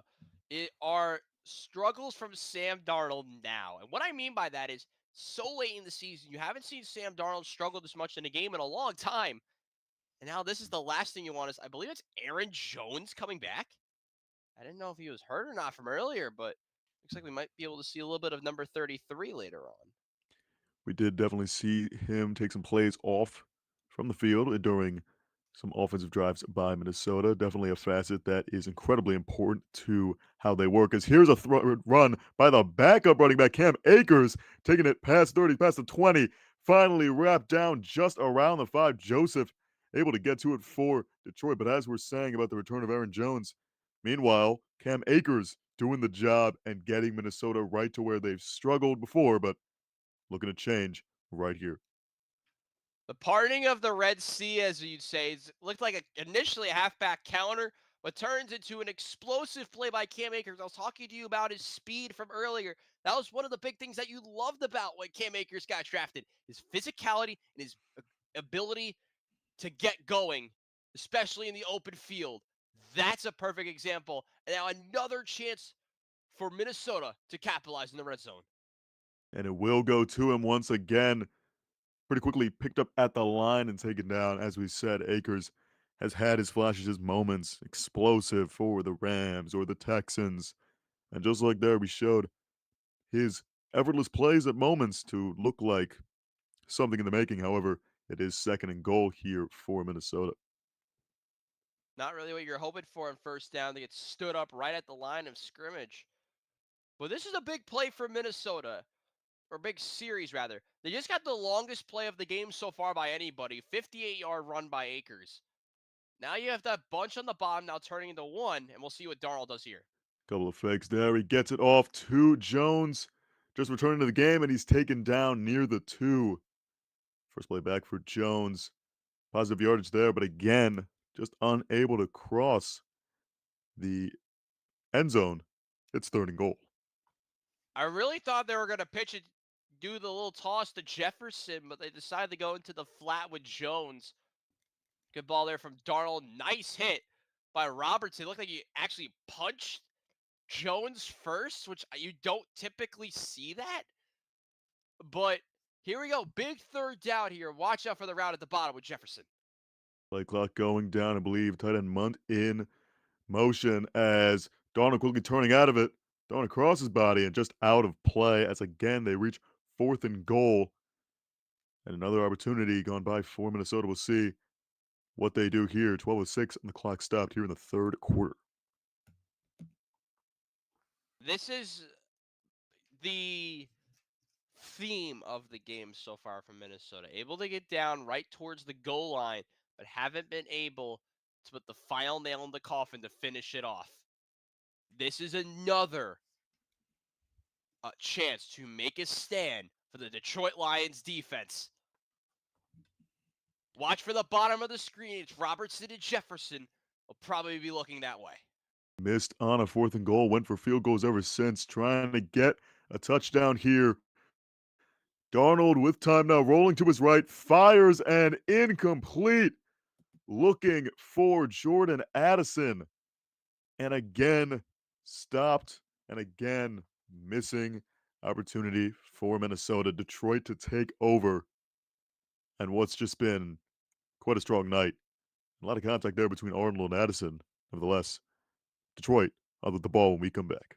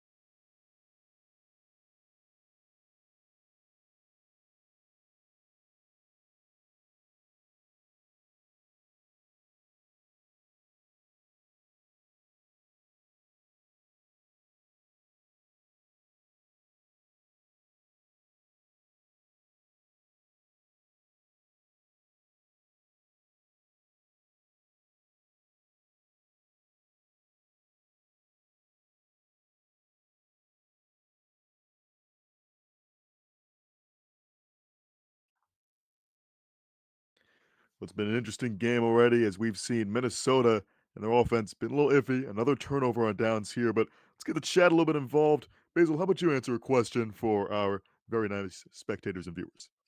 Well, first of all, I'd like to give a shout out to all the viewers from the inception of Given 5 Media just a couple of months ago. But well, let's answer the question from one of the chat. It talks about Justin Jefferson's struggles. And you got to give credit to the Detroit Lions secondary. Let's pull up some of the numbers. And the matchup you've been looking out for has been Amik Robertson and Justin Jefferson. Jefferson not being able to create such separation because, yes, Amik Robertson, very handsy corner. But what you like at the end of the day is that Robertson, if he gets beaten slightly by Jefferson, he is able to track back so fast. That's the difference. Absolutely. As Detroit starting out here is a deep ball, and it is intercepted. Jared Goff with an arm punt, and it is Harrison Smith for the Minnesota Vikings. As, like we just said, between both of these teams, when it comes to miscues, it's the story of the night, second turnover of the night for Detroit, giving Minnesota the ball. Well, this time it's by one of my favorite players in the secondary. That's Harrison Smith, the strong safety. I don't even know how to describe this play. Goff's actually going to have his arm hit as he throws. Harrison Smith able to track the ball so well. One of the best guys to do it in the league right now at strong safety. Overthrowing Jameson Williams. And another Jared Goff turnover. His second of the night. Absolutely. And Harrison Smith, absolutely great player throughout his career, and even now, even as an experienced veteran, keeping up with the style of play as gives Minnesota a chance with the ball here as it's a handoff to Aaron Jones, who breaks a good amount of tackles. It's going to make it second and short. Good job by Jones. Came back in the last drive as now an injury believed. Terrion Arnold down for Detroit. Take time to tend to him. Yeah, it's not the type of player you want to go down. Terrion Arnold's been has been a starter for so much of the season for the Detroit Lions. But let's go back to Justin Jefferson because we'll talk about him. We'll stay on with you guys during this break. And Justin Jefferson, with all the talent that he has in his ability to create separation, make those crazy plays that 99% of receivers in the league don't typically make, Jefferson has been locked down because of Amik Robertson's closed down speed. He's so fast in tracking back and able to find where the ball is. That's been the struggle with Jefferson so far. He hasn't been able to create that separation, and thus has only led him for having 2 receptions for a measly 37 yards. Absolutely. And when it comes to not just Jefferson, but just the machine as a whole, the Minnesota offense that we've seen prolific at times with all these different facets, a lot of it just comes down to Sam Darnold. And as we've said time and time again, tonight has just not been his night. Inaccurate, misreads. And unfortunately, that's what's been hurting them a lot right now. But hopefully, this Harrison Smith interception can turn things around starting off early in this second half for Minnesota. Definitely. And it's been miscues, miscues, and more miscues. I don't even know how else to say it. It's like a snowball effect at this time. I'm not talking about the snow that most people around the country are going to be getting in the next couple of days. No, it's what we're seeing on the field right now. It's been turnovers from Detroit, which have led to opportunities for Minnesota. But Minnesota haven't been able to capitalize on anything so far, to be completely honest with everyone here. 6 points on 4 red zone drives. Usually that signals that a team is either getting blown the heck out or it's like 0-0. And we're kind of seeing the second option because Detroit, after stopping Minnesota on the goal line multiple times, have come back with more turnovers. And now Minnesota, with a lot of time left still in this game, have another opportunity with 11:38, 11:39 to go. Like I have about second and short. This is a situation with who they have personnel wise where Minnesota has to capitalize. You have Justin Jefferson, Jordan Addison, Aaron Jones. They've had a great start for Cam Akers. I need to see something from them. or else they could be in serious trouble the rest of the way.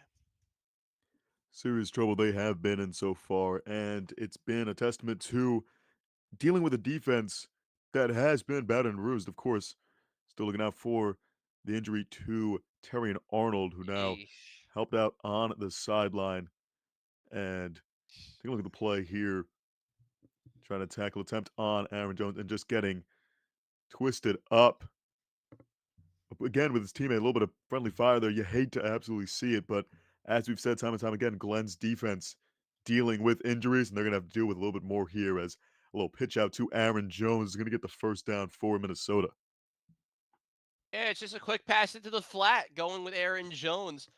He was out for a good bit of this game, it's felt like so far, but you would imagine me saying right now, well, it's been all Justin Jefferson and Jordan Addison. No, it's been all the running backs. You got to give credit to Cam Akers, and you got to give a lot of credit so far to Aaron Jones, the duo of them getting the majority of the yards out of the backfield and helping Minnesota move the chains throughout this contest so far.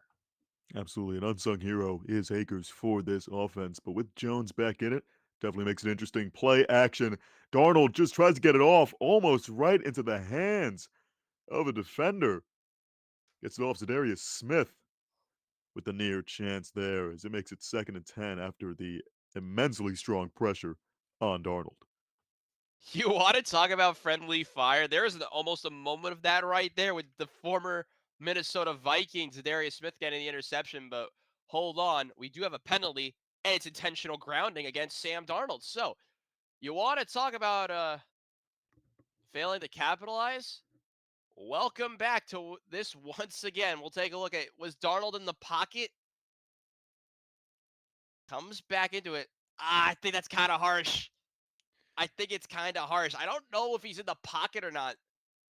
You could have also made an argument for roughing the passer, to be fair, against Anzalone because he gets his hands and does make heavy contact into the head area of Darnold.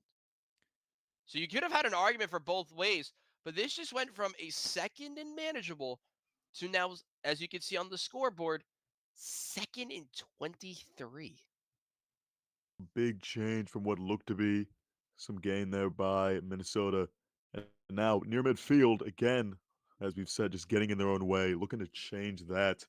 Darnold, Jones on his right, has time to pass, fires right side, has Jefferson moving down the field.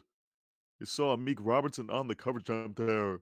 Might be upset about a potential push off, but nevertheless, Jefferson and no call makes it a much closer 3rd down. Let's take a look at this play with Justin Jefferson. I like to call this a little bit of a hook route or more of an out because it looked like the angle where Jefferson ran it. It looked like from the initial design it was going to be a hook, but it's mainly just an out route to Jefferson. And it kind of looked like Robertson was trying to go for, I'd call a little bit of a dive or trying to go for a claim for the push up. I didn't really see anything there. Good no call there by the referees. Yeah, nice job as makes it 3rd and 6, fires over the middle looking for Jefferson, and it's broken up. Close coverage there again. Robertson, the story of the night near him. And the pass breakup with 10 minutes exactly left in the 3rd makes it 4th and 6. Yeah, not a good ball there from Darnold behind Jefferson. And it actually more in and out of the hands. He was trying to corral it into his body rather than go out and make the full adjustment. So now this is the opportunity for Reichard to go out and try to make the field goal, cut it to one. 51 yards, and it is right down Broadway. Makes it a 1 point game. Minnesota's 3rd field goal of the night. As, again, little by little, getting closer, but wishing that these opportunities would come a little bit quicker by either team. And nevertheless, 10-9. Detroit still leads. We'll be back.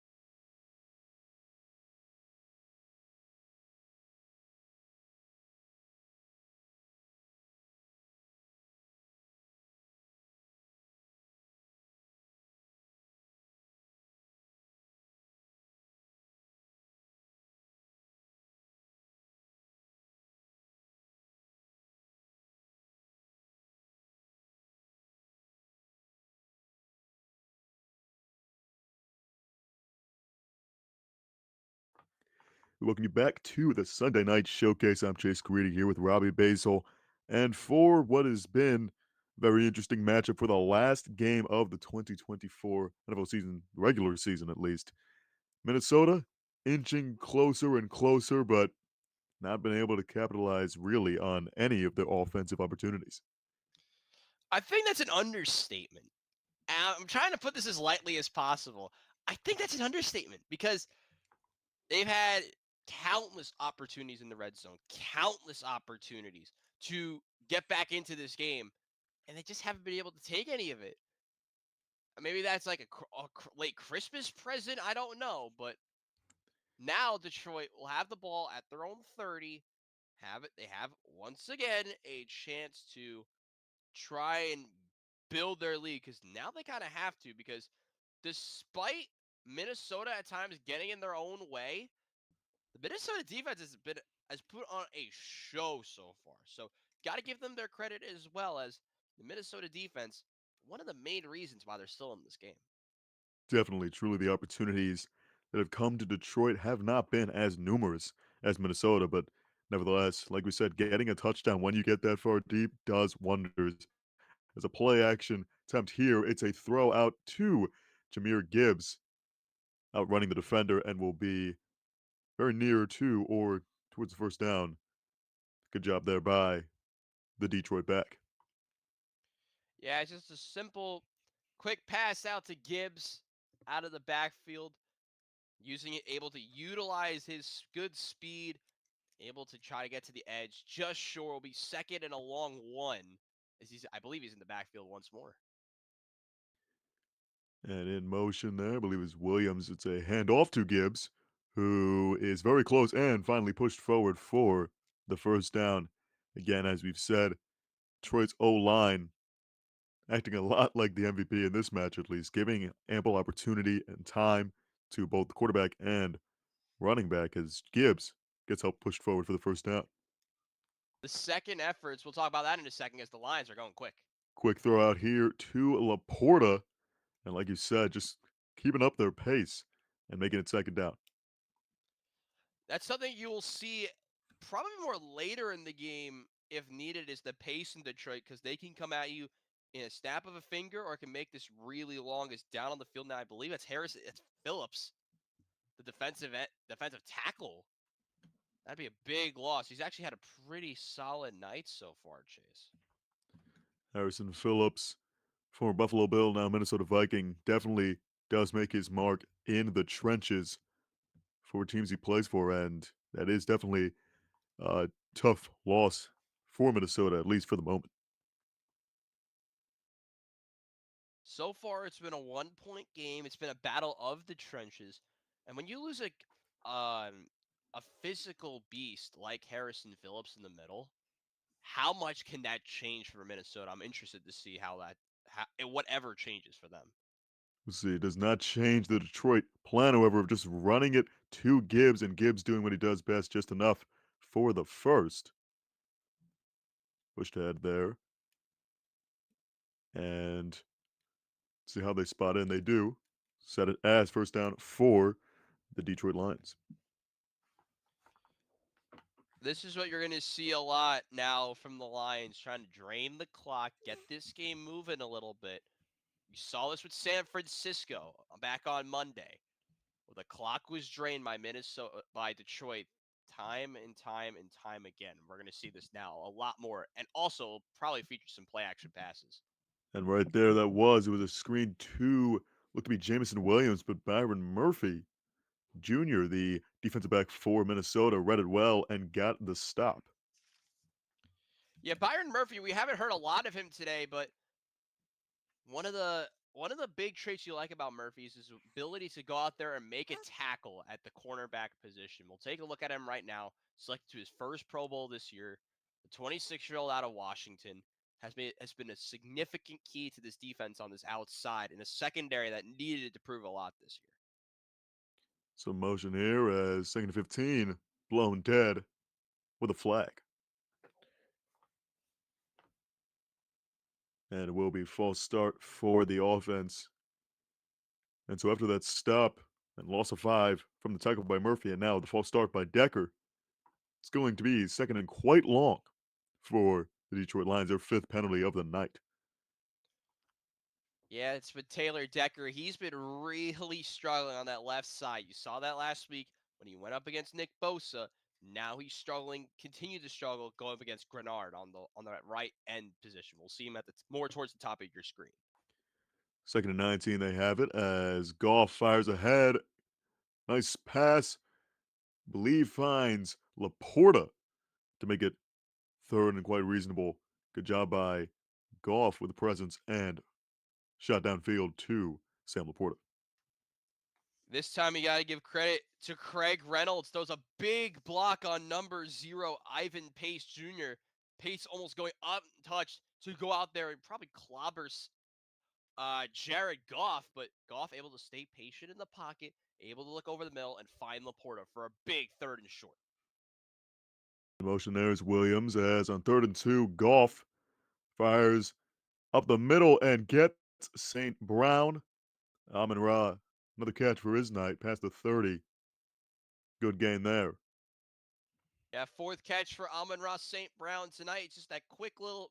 It was initially going to be a drag, but turned into a crosser mid route. Going to be against Byron Murphy.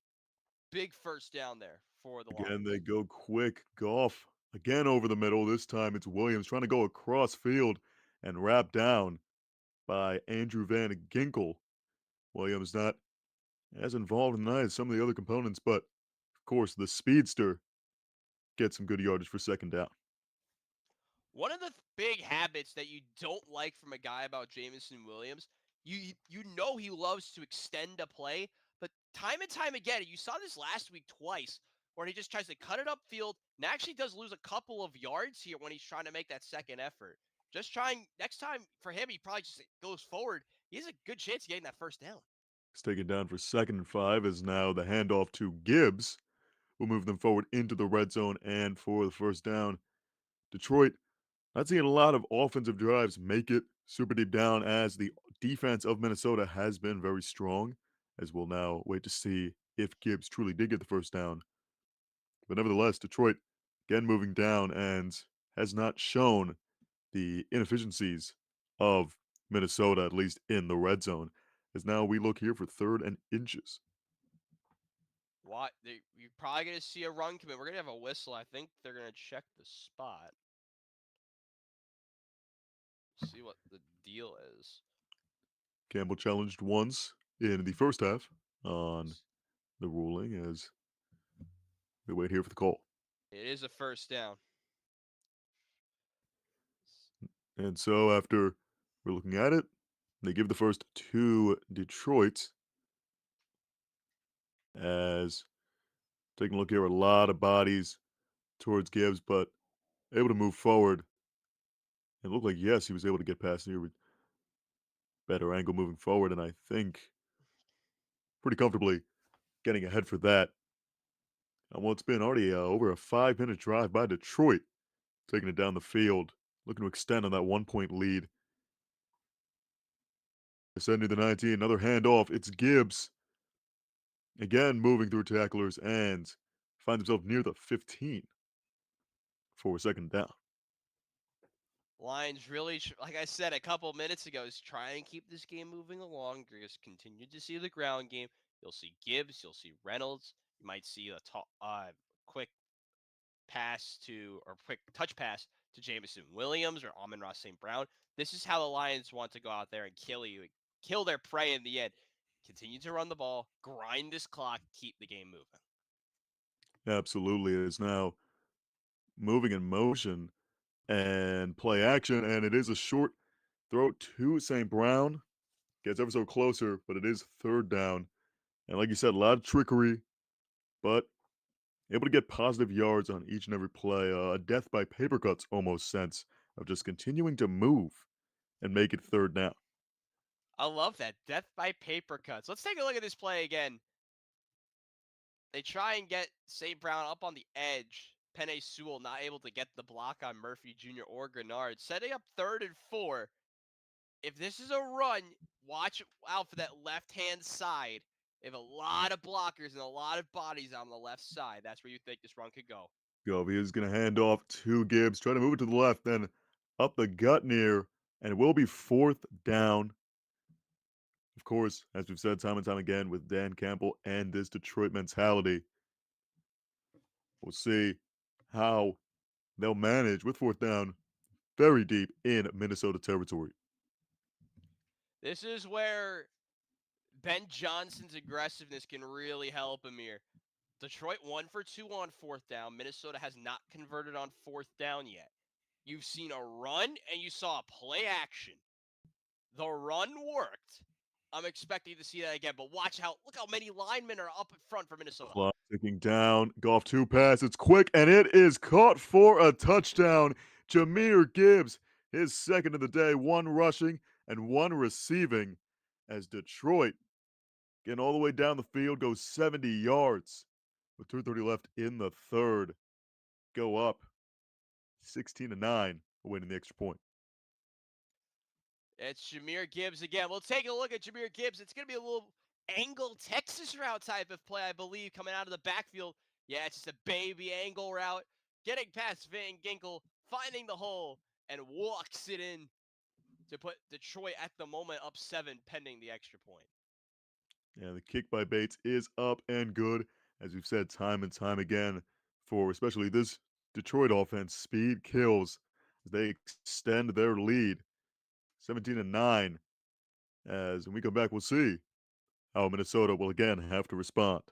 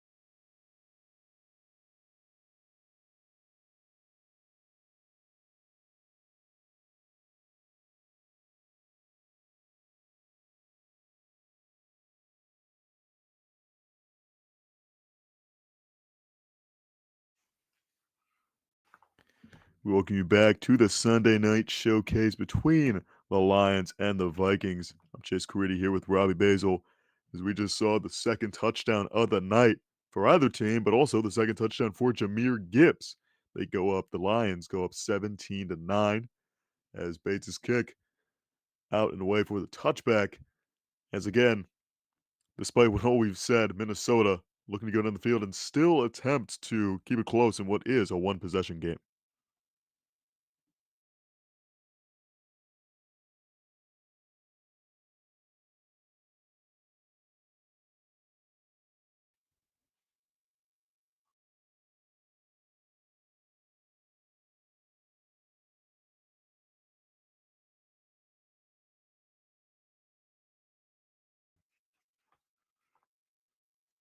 Absolutely. A pitch to the right side for Aaron Jones, who we saw come out of the game for a moment and then came back in the second half and again was in the drive where they're stopped once again on turnover and downs in the red zone, which has been the story of tonight.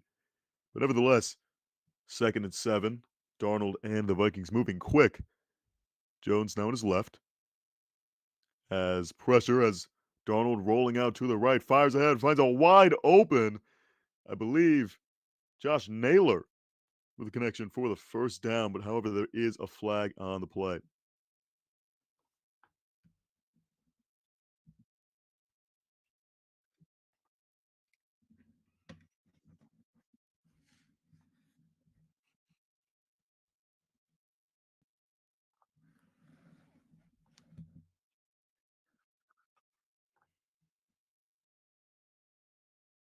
Very interesting call for at least a moment with Minnesota. Got a big play, declined that penalty. But again, as we've said, moving with momentum. What will the Vikings be able to do? Collecting down under 2 minutes left to go in this third quarter as Darnold set with Addison in motion now. Handoff to Jones. Goes up left side and gets about 4 on the play. Still moving ever so slowly with the running back Jones, but as we've seen with Aaron Glenn's defense, it's been able to stop kind of everything that Minnesota has had to offer. As again, a quick setup for 2nd and 7. Darnold pressured, gets it off, and the catch is made by Oliver, I believe, for third down. Yeah, it looked like Oliver may have missed the block there. Pl- Lions defenders coming off the edge, going right at the face of Darnold, but Darnold able to still make that throw, find Oliver, and find a third and short, which, despite it being third and very reasonable, the Vikings, time and time again in this game, have struggled on third down. This is an opportunity. They're 3 for 10 on third down, but they're inside of their range of an average of 6.8 yards to go. Again, we see Jones come off as in motion is Jefferson. Third down, Darnold looking back to pass, fires over the middle, and had Hawkinson. A little bit of contact there. The Vikings tight end look for a call, but nevertheless, it'll be fourth down. I'm a little bit surprised here, Chase, but I'll take a look at this matchup with Alex and Saloni. It looked like there's a lot of hand contact. I'll take a look at right here. I mean, there's that hit to the arm, which I thought during the live feed looked a little bit early, but doesn't look that terrible. Now, it's going to be up to Reichard to have a long field goal, 52 yards, and we're going to have a whistle here. See what they discuss here again. Just came down to the pressure against that of Darnold and the Minnesota offensive line. Is again settling for, like I said, the 52-yard field goal. 3 for 3 is Richard on the night. End of the first half, where the field goal is now. Sends another one up, and this one is to the right and no good. A brutal result from another drive by Minnesota, who offensively has just continued to struggle and not been able to get out of this funk, as we see now with a missed field goal, the first of the night for Richard. Pretty decent snap, pretty decent hold, but Reichard opening up his body just a tiny bit, heading down this lane, down the lane to try and make that kick. Those very slight movements can be so impactful. And then the Lions, another stop for them. You gotta give them their flowers now. That defense really putting on a show, and their offense trying to probably run one play before the end of the third. Absolutely, clock stopped at 23. It's now play action. Goff goes short to Gibbs, who's going to easily get the first down with open field. Goes out of bounds on that play, but nevertheless gets the first down. Clock continues to check as that will be the end of the third quarter, presumably for this matchup. However, the Lions have shown both defensively and offensively that when push comes to shove, getting the job done, and it certainly matters most. That'll be for the third quarter. 17-9, Detroit leads. Chase Caridi here with Robbie Basel as we look to see the final quarter of 2024 regular season.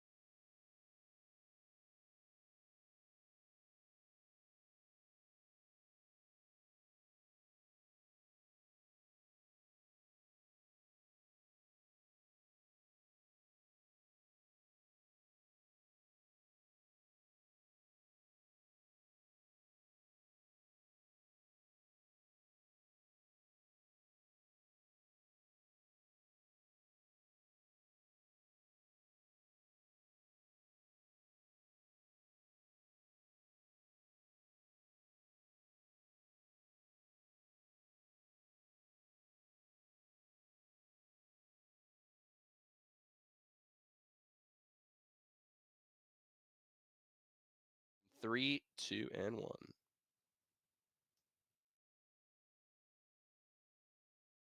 Regular season finale, the Vikings and the Lions. Of course, a lot on the line, and what is still very close, one possession game between these two NFC North rivals.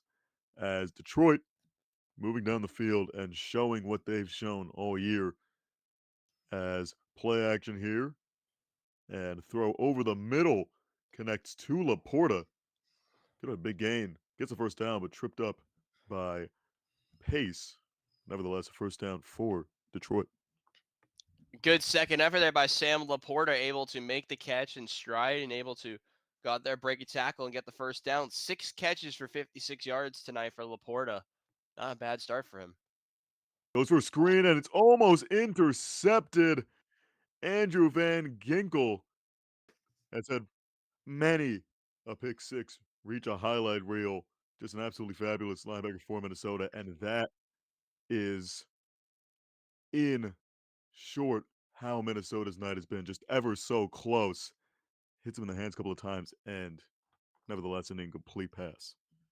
I think the end of that play with Van Ginkel down on the ground is a perfect illustration of every Minnesota fan tonight. Another opportunity squandered, and now they have to defend well in second down. Absolutely. Throw over the middle here. It's going to be just short of the first.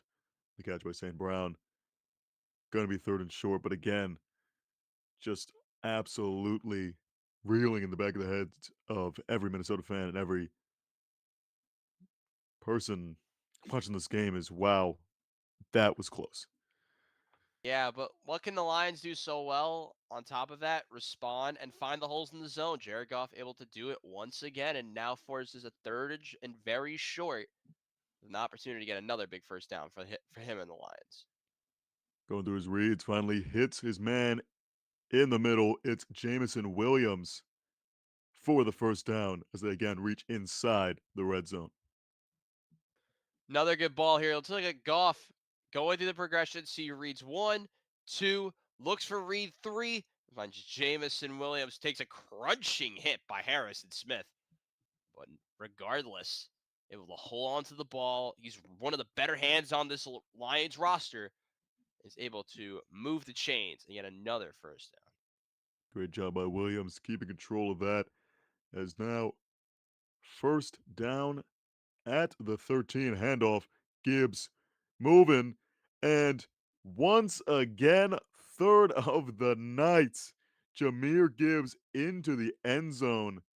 And Detroit just continuing to take it down the field, no matter how far they're back, able to get the job done. And Gibbs showing off what he's shown off all season, but again, just one of the absolute best in the league right now.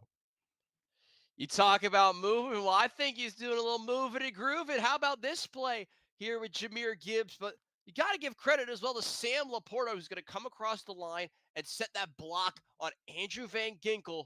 Helps set up this play for Jahmyr Gibbs, who gets past the safety. And the extra point is barely in.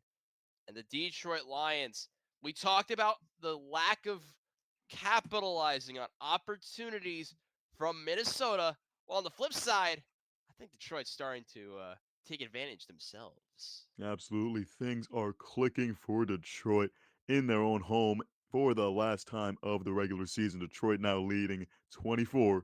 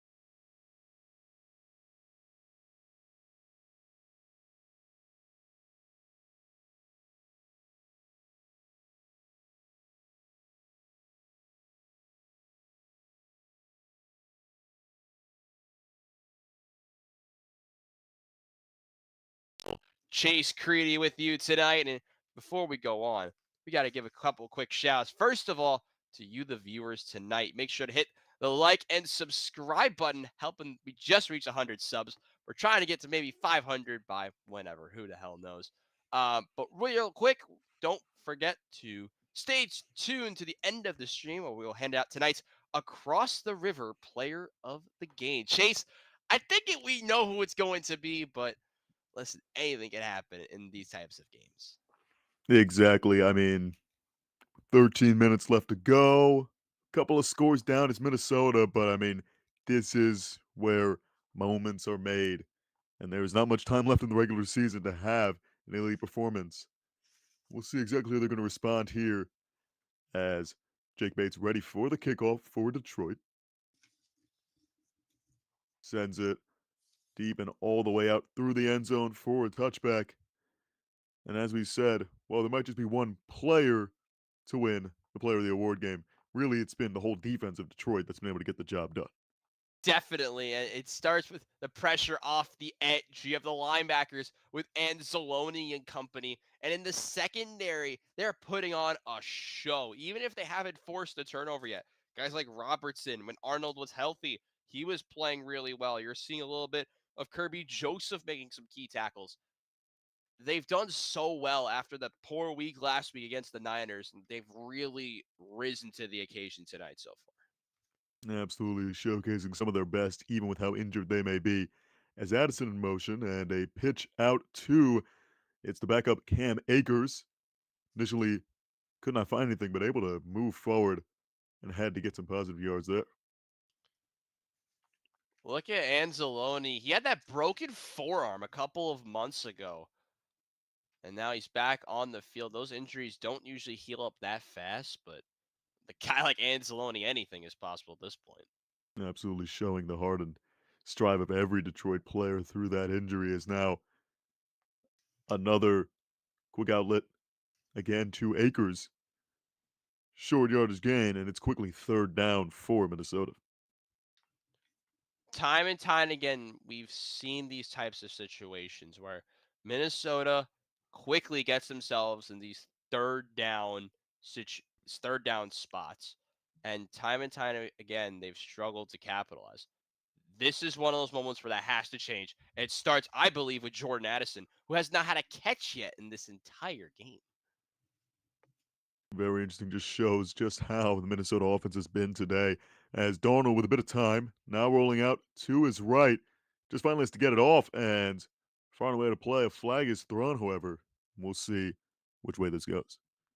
I think this is going to be a legal contact in the secondary or a hold in the secondary. This is the issue with the Lions secondary. They get flagged a lot, and Anzalone is going to get penalized this time, I believe, on TJ Hawkinson. Yeah, that type of stuff you just can't do. Just trying to grab that shoulder pad. It's, some might say it's soft, but to me, it's the correct call. Well done there by the officials. Absolutely looking when it comes to not just the safety of the players, but also just a lot of contact there disrupting the play as we have an injured line on the field as trainers attend to him. As I said, Anzalone and Hawkinson, multiple matchups tonight where there's been a lot of contact. That one finally called. As again, waiting here, able to get up and moving forward as Minnesota will again have first down despite the pressure that Detroit had on Darnold. I believe it was Onwuzuriki. It's a tough name to say. We've had so many tough names. For If sure. you wanna go back to the college football playoff streams, some of us had to put on a show to try and nail Ooh. those, particularly us with Nico Ahimbaleva or Ian Hopefully that's Bianco. correct as to pass out 2 acres. Might have gotten some positive yards there, very close to the line of scrimmage. However, nevertheless, second down. I think a way to describe those names, right? It's it's failing to capitalize. Just like we're failing to capitalize on those correct pronunciations, just like the Vikings are on failing to capitalize on their chances to get points tonight. But Yeah, that just shows again the linebackers coming down, collapsing right on Akers, able to get a nice tackle there, only for a gain of a yard. definitely safe to say that about both Minnesota and name pronunciation as Darnold in the pocket throws over the middle and broken up. Again, tries to find Hawkinson, but Brian Branch, their do it all defensive back, able to get a third down force. Yeah, it's like a branch, a little bit of hands. It's just like Anzalone, but he's gonna get away with a little bit of a tug on the jersey again, the inside of the route. But one thing you love about him in his scouting reports is his ability to use his hands and battle for that football. There's another perfect example. Gets his hands there, just knocks out the ball from the hands of Hawkinson, forces a third down. It'll be third and long, which has been as unsuccessful for Minnesota as many other downs for the night. However, Darnold immediately pressured and he will be taken down. The defensive line of the Lions able to collapse in on him. Muhammad in on the pressure. As, like we've said, the defense, no matter how battered and bruised, get home when it matters most. It's going to be Muhammad, number 69, off the edge, who causes the initial pressure on Sam Darnold, forces him to step up in the pocket, and then he just completes the play. Big loss on third down, forces the punt in a situation where the last thing you needed, if you were the Vikings, was a punt. Of course, with the long yardage and still time on the clock, they can't go for it, but nevertheless, it does definitely sting to be down already 2 scores and need to punt off as they get it to Raymond, who's down near the 25, where the Lions will start ends. As we've seen time and time again, the Vikings going down and potentially the Lions getting ever so closer to wrapping it up here in the final game of the NFL regular season.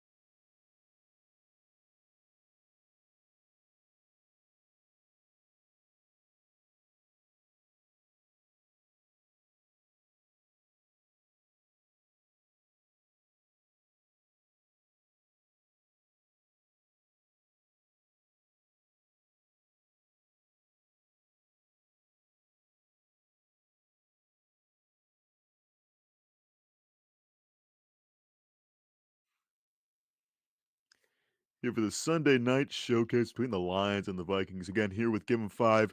Hope you drop a like, subscribe, comment down below. Anything, that you'd like about this season, about the playoffs coming up, or just something nice about the two of us. We try our best and, be nice. We need it. Handoff here to Gibbs by Goff. And of course, Gibbs once again speeding down the sideline, escaping the tackle of Bynum. Murphy finally gets him down, and the ball looked to be loose for the moment. Immediately piled on by, I believe, Brock Wright. Nevertheless, one heck of a way to get out of the commercial break and into the next drive. Gibbs doing what he's done all day. Yeah, it's a stretch run to the right. And how about the hole created by Penei Sewell on the right side of the offensive line? Gibbs going for the 1v1, gets by Bynum, but gets wrapped up eventually. Actually, by more. Bynum makes the initial hit, and then Gibbs gets taken down. I don't know if they'd ruled out a fumble or not, but over 115 rushing yards now, and 3 total touchdowns for Jahmyr Gibbs. Incredible night again by Gibbs as he moves forward for a couple of yards for second down. And as we've said before, maybe speaking of Gibbs, maybe speaking of not, player of the game award to be announced at the end of the night. Make sure to stay around for that. As again, we've seen many players for Detroit just working as a unit, getting the job done, especially one like Jahmyr Gibbs. Yeah, we look at the touchdown leaders for this season. Jahmyr Gibbs overtaking James Cook and Derrick Henry for the lead in total touchdowns this season, 19, including the 3 tonight. Absolutely astronomical as another handoff to him as he breaks tackles and gets the first down once again into the red zone. as truly handoffs to Gibbs is what's really helping this game be separated in terms of margin between Detroit and Minnesota. It's another run to the right. Simple run concept to the right hand side. Gibbs able to break multiple tackles once again. It feels everything is just clicking now for Detroit, and they're on the doorstep of getting another touchdown, putting the final, I believe, the final nail in the coffin for a big home win and the securing of the number 1 seed. Just minutes away for Detroit. And again, they go handoff. This time up the middle was Gibbs. He'll get past the 10 for second down. As like you said, getting ever so closer to the number one overseed, getting that bye.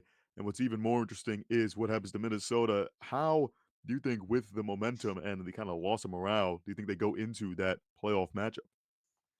Well, they're gonna get a favorable draw as the top wild card team, but you talk about the morale, and I don't know how they go into that. I believe they probably would be. I think they'd be playing Los Angeles, which or Tampa Bay or Los Angeles, a matchup that if you're facing Tampa, that kind of suits Minnesota. But Los Angeles are a weird one. We'll talk about that in a bit. But right now, not the most favorable matchup for Minnesota. Play action as Goff now on the sideline just goes out of bounds with it. Bit of a loss there. A little bit of a confusing play there from Goff. I'm just surprised they didn't just throw it away. But remember, he did that to keep the clock moving, which you could take that how you will. But now it went from 2nd and 5 to about, I don't know, 3rd and 9. It wasn't really that necessary from Goff. I mean, you're up 2 scores. You have a chance to make it 3-score game. Surprised they just ran out of bounds. It's a very weird play there from Goff. Definitely interesting. Reynolds on the right of Goff as he now fires towards right side again past the 10, but it is fourth down. Finds Laporta. We'll see what they do on fourth down. Again, with quite the lead. Interesting decision here for Dan Campbell on the lines. A little bit of a puzzling move here. They are staying on the field. I don't hate it, but I don't love it. And why I'm saying that is they need the points, but also they're milking the clock a little bit. So I kind of get what they're trying to do. It's a very weird call. I'm not. I would watch up the middle though. A lot of pressure about to come up the middle, and there's a penalty. Interesting. A lot of movement. See which side jumped first. Well, See with the call, the refs corral. I think based on Amon-Ra St. Brown dancing on the far sideline, pointing at one of the defensive ends on the right side. I think this is going against the Vikings. It And is. that it does.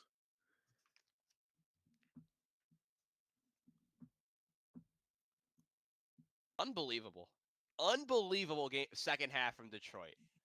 This is the type of stuff that you don't see out of a typical team with 90% of the head coaches in this league. No one calls it like this. You wouldn't call 4th and 2 inside your own 7, inside opposition's 7-yard line and not snap the ball. Absolutely. But Well that's done just there. what we've seen by Dan Campbell and the Lions as not only have they been able to outproduce Minnesota with their abilities, but also just as a mental game, they've been able to keep ahead of their division mate. Is now with a fresh set of downs, first and goal. And it's a handoff up the middle and still moving the pile. Finally taken down, and it is a touchdown once again. Who else but Jameer Gibbs? Third rushing touchdown of the night on what is to be the icing on the cake in this matchup. Just absolutely tearing down the defense on these long drives, and it once again caps off with who else but Jameer Gibbs.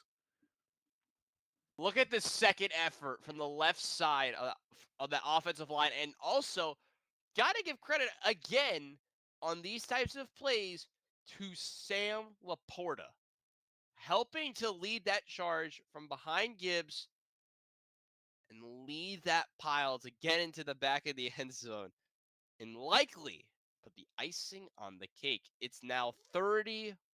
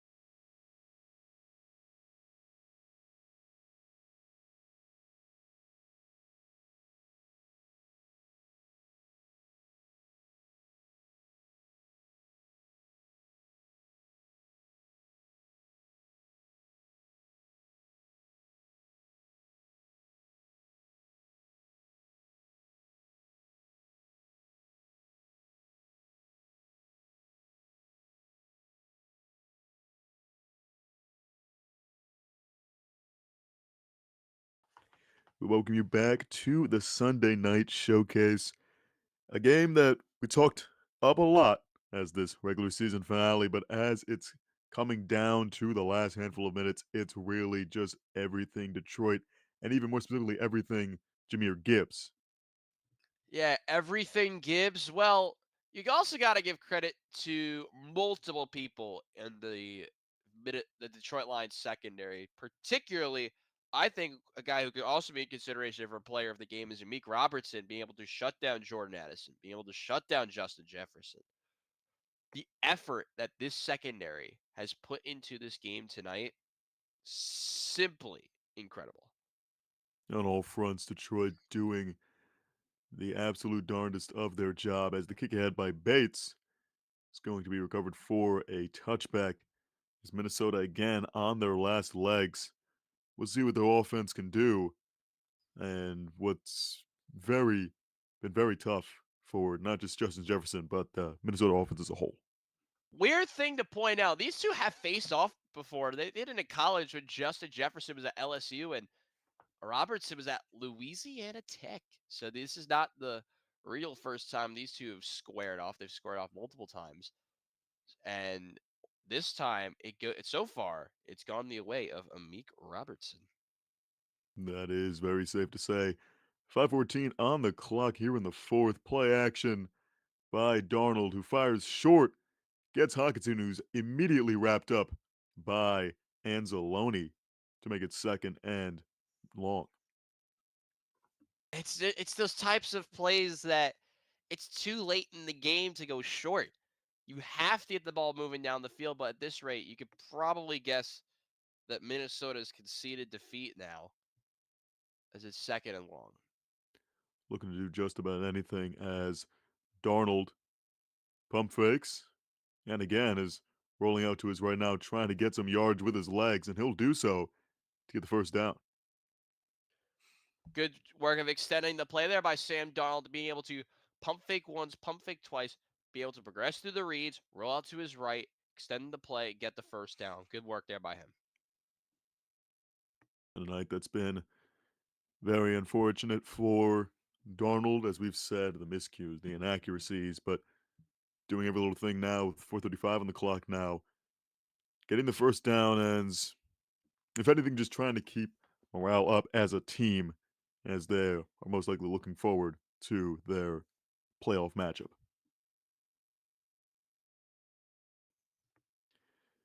Clock almost expired here as Darnold, and they will finally kill it.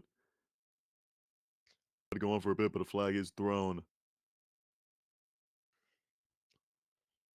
And it will be a delay game. As just every little thing for Minnesota continues to stymie them and the opportunities that they've missed and let go by. Definitely. And another just mistake that just can't happen. Another first down error, another error in these early downs. Self-inflicted wounds is the perfect way to put it. And it's really not helped Minnesota tonight. Absolutely. Darnold, set back to throw, finds Naylor. At a play. Nice little chunk yardage play there as Branch on the coverage to make it 2nd and 7. Guess they love going to these quick out routes. They're going to find Josh Naylor this time on another one of them.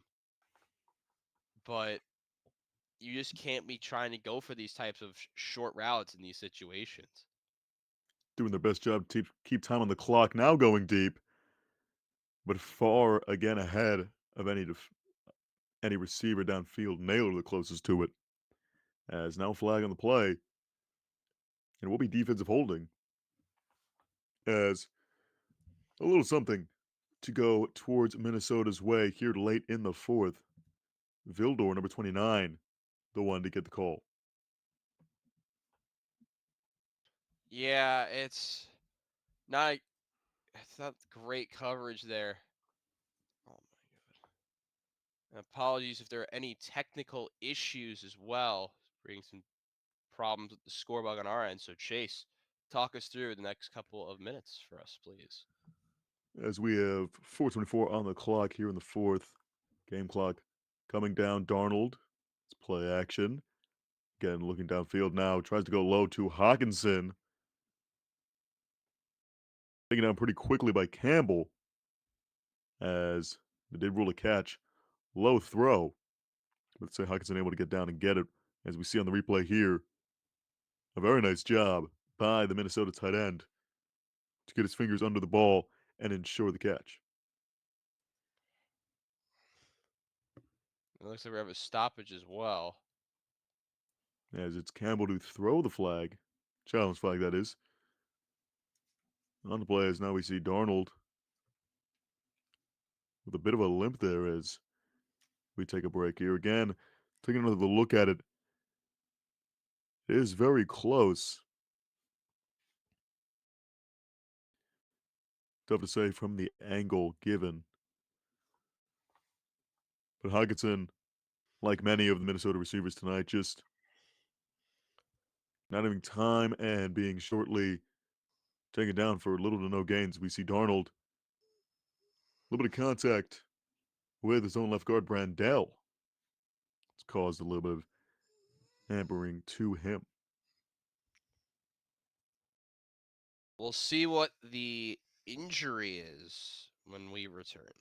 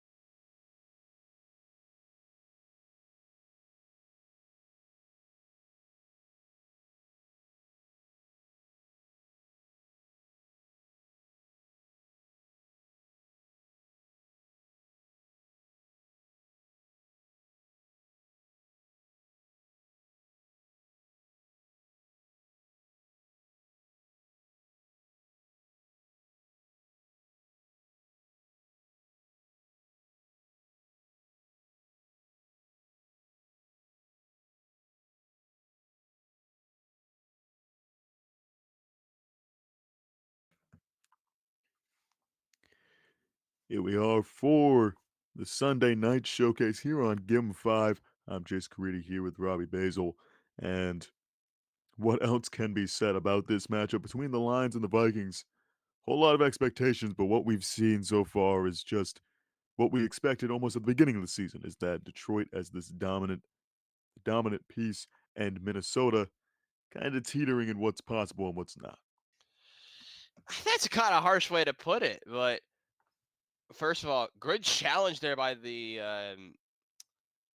Lions. They just had a call overturned, I believe. So That is correct. On the catch attempts here by Hawkinson, it was incredibly close on multiple replay review. Nevertheless, they did call it incomplete. So 2nd and 10 for Darnold and the Vikings.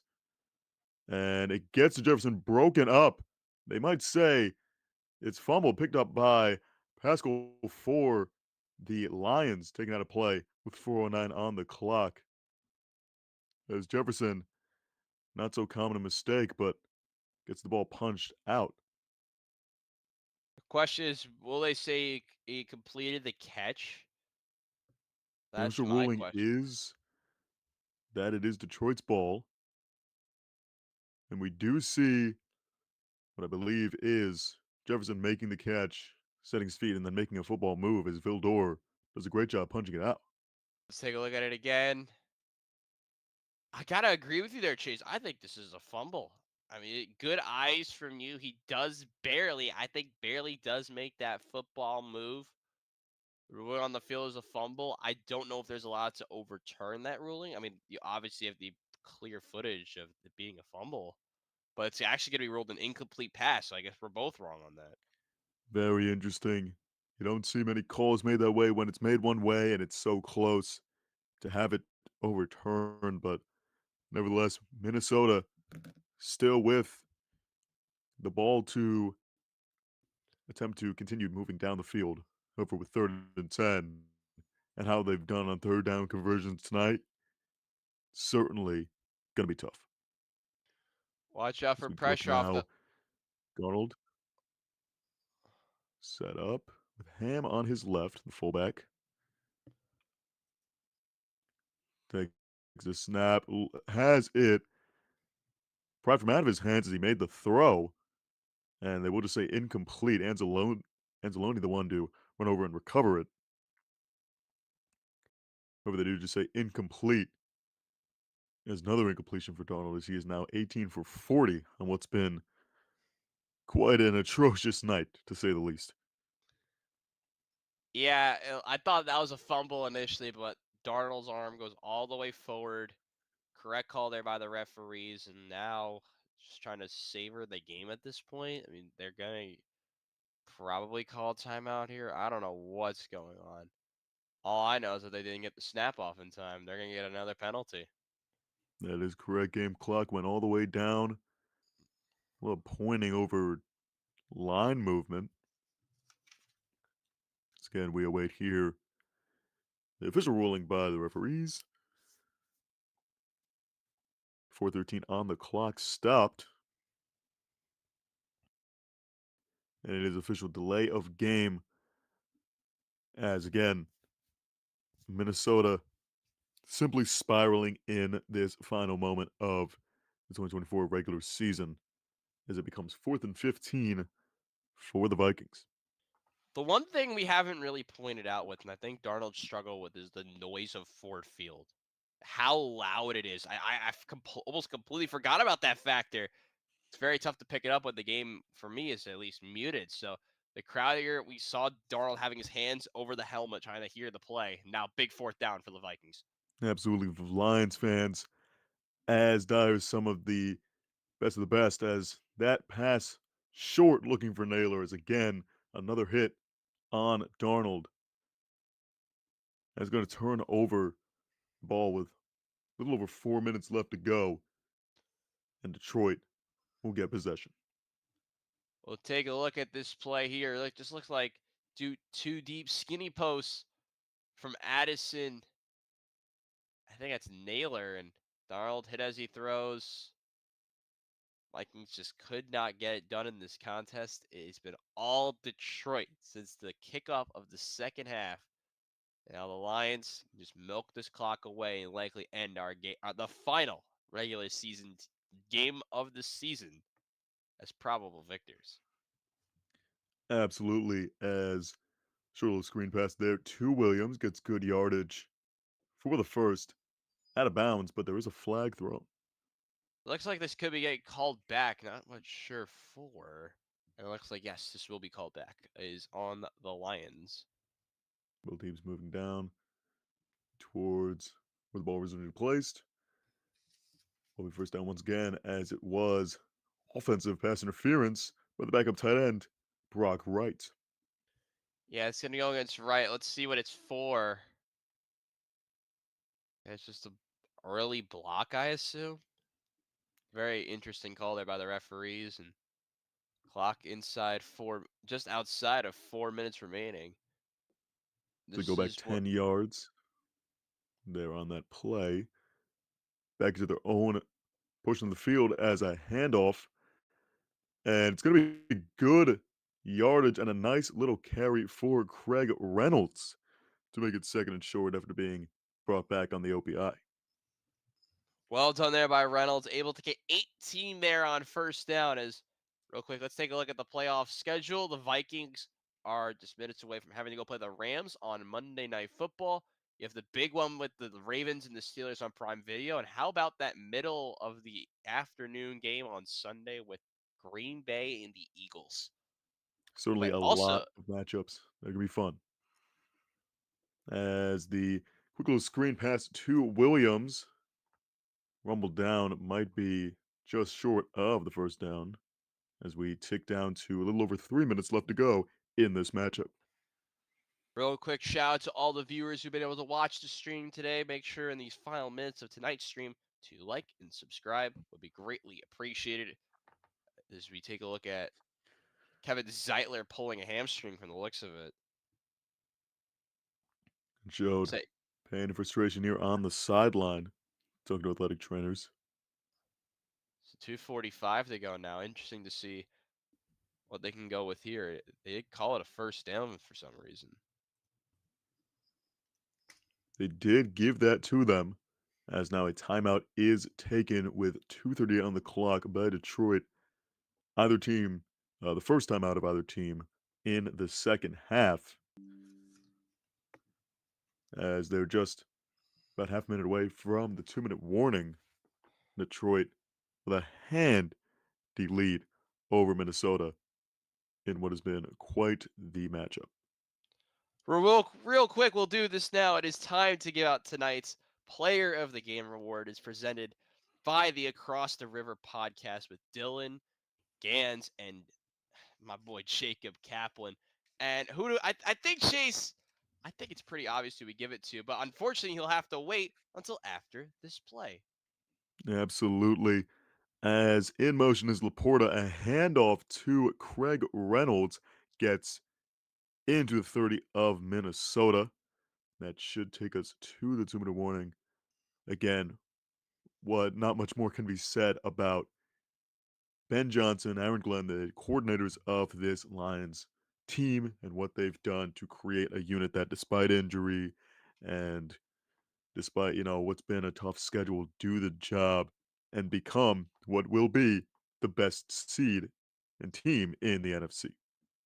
Yeah, and they deserve it. Listen, everything has gone their way all season long, and when you have a team like them that's just feels like a team of destiny, and I said that in the beginning of the broadcast tonight. They felt like a team of destiny all year long, and they had the talent, they've had this struggle, and now they're trying to get to that mountaintop, to the top of the mountain, and win their first Super Bowl in franchise history. Is now it is time uh, to give out tonight's Player of the Game award built by the Across a River podcast. And Chase, I think it's pretty obvious who we give this one to. I think there's I multiple think options, so. but tonight's award winner for his miraculous game on the ground, it is Jameer 100%. Gibbs. I think Let me when you look at what Jameer Gibbs has been able to do and the type of impact he's had throughout this contest, it's been Jameer Gibbs, and more Jameer Gibbs. So he would probably win that trophy that Chase has in his hand. You could see more award winners like this in future streams down the road. Incredibly well said. And once again, just one last shout out the Across the River podcast and also the Robbie Basel show. Everything on Game 5. We're doing all for you fans because we love sports just as much as you do. And Jameer Gibbs, maybe one day you'll see this. Maybe not, but it's for you, my friend. By the way, new episode comes Tuesday night. Big stream, big Be video on there. Tuesday night. 2nd and 7 here coming out from the 2-minute warning. Detroit, these last moments here. It's a pitch or handoff rather to the right to Craig Reynolds. And it'll be taken down for loss of a couple.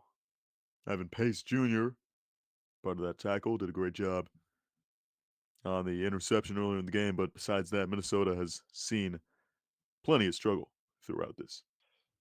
They definitely have, and it's been everywhere for them. It started offensively, but it's really come over to the defensive side of the ball as well. And it just hasn't been their day. This is not the type of game that you're hoping for if you're a Minnesota Vikings fan, but they have a chance next week to rebound really strong, especially in a big playoff game on the road in Los Angeles.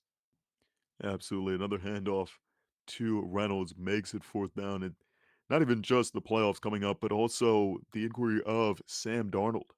Going into this matchup, so many thoughts of whether or not, he could be the next quarterback for Minnesota. And then JJ McCarthy, throw that into the picture, what's going on. After a performance like this against a team where you need to be at your tip top shape, and he has been less than that to say the least, it's going to be interesting to see what their decision is going forward past this season. Definitely. And Goff staying on the field, this is where this type of stuff makes no sense. Goff under center, talk us through it, Chase. It's going to be another handoff to left side, and actually, it's going to be very close to a 1st down. Lions players pushing forward, but it appears to be. Well, the clock continues to tick, so I assume they are going to call it a 1st down. This clock now finally stopped. We'll see what the decision officially is. Get another run by Detroit. It was a very strong effort. We look to see what the official ruling is.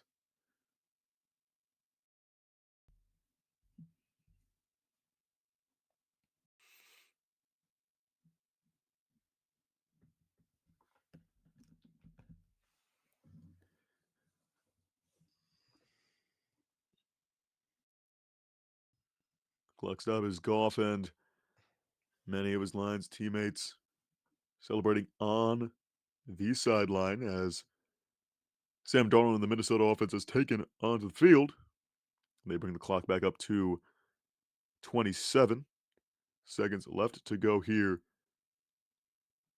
as Darnold takes one knee for the end of this matchup.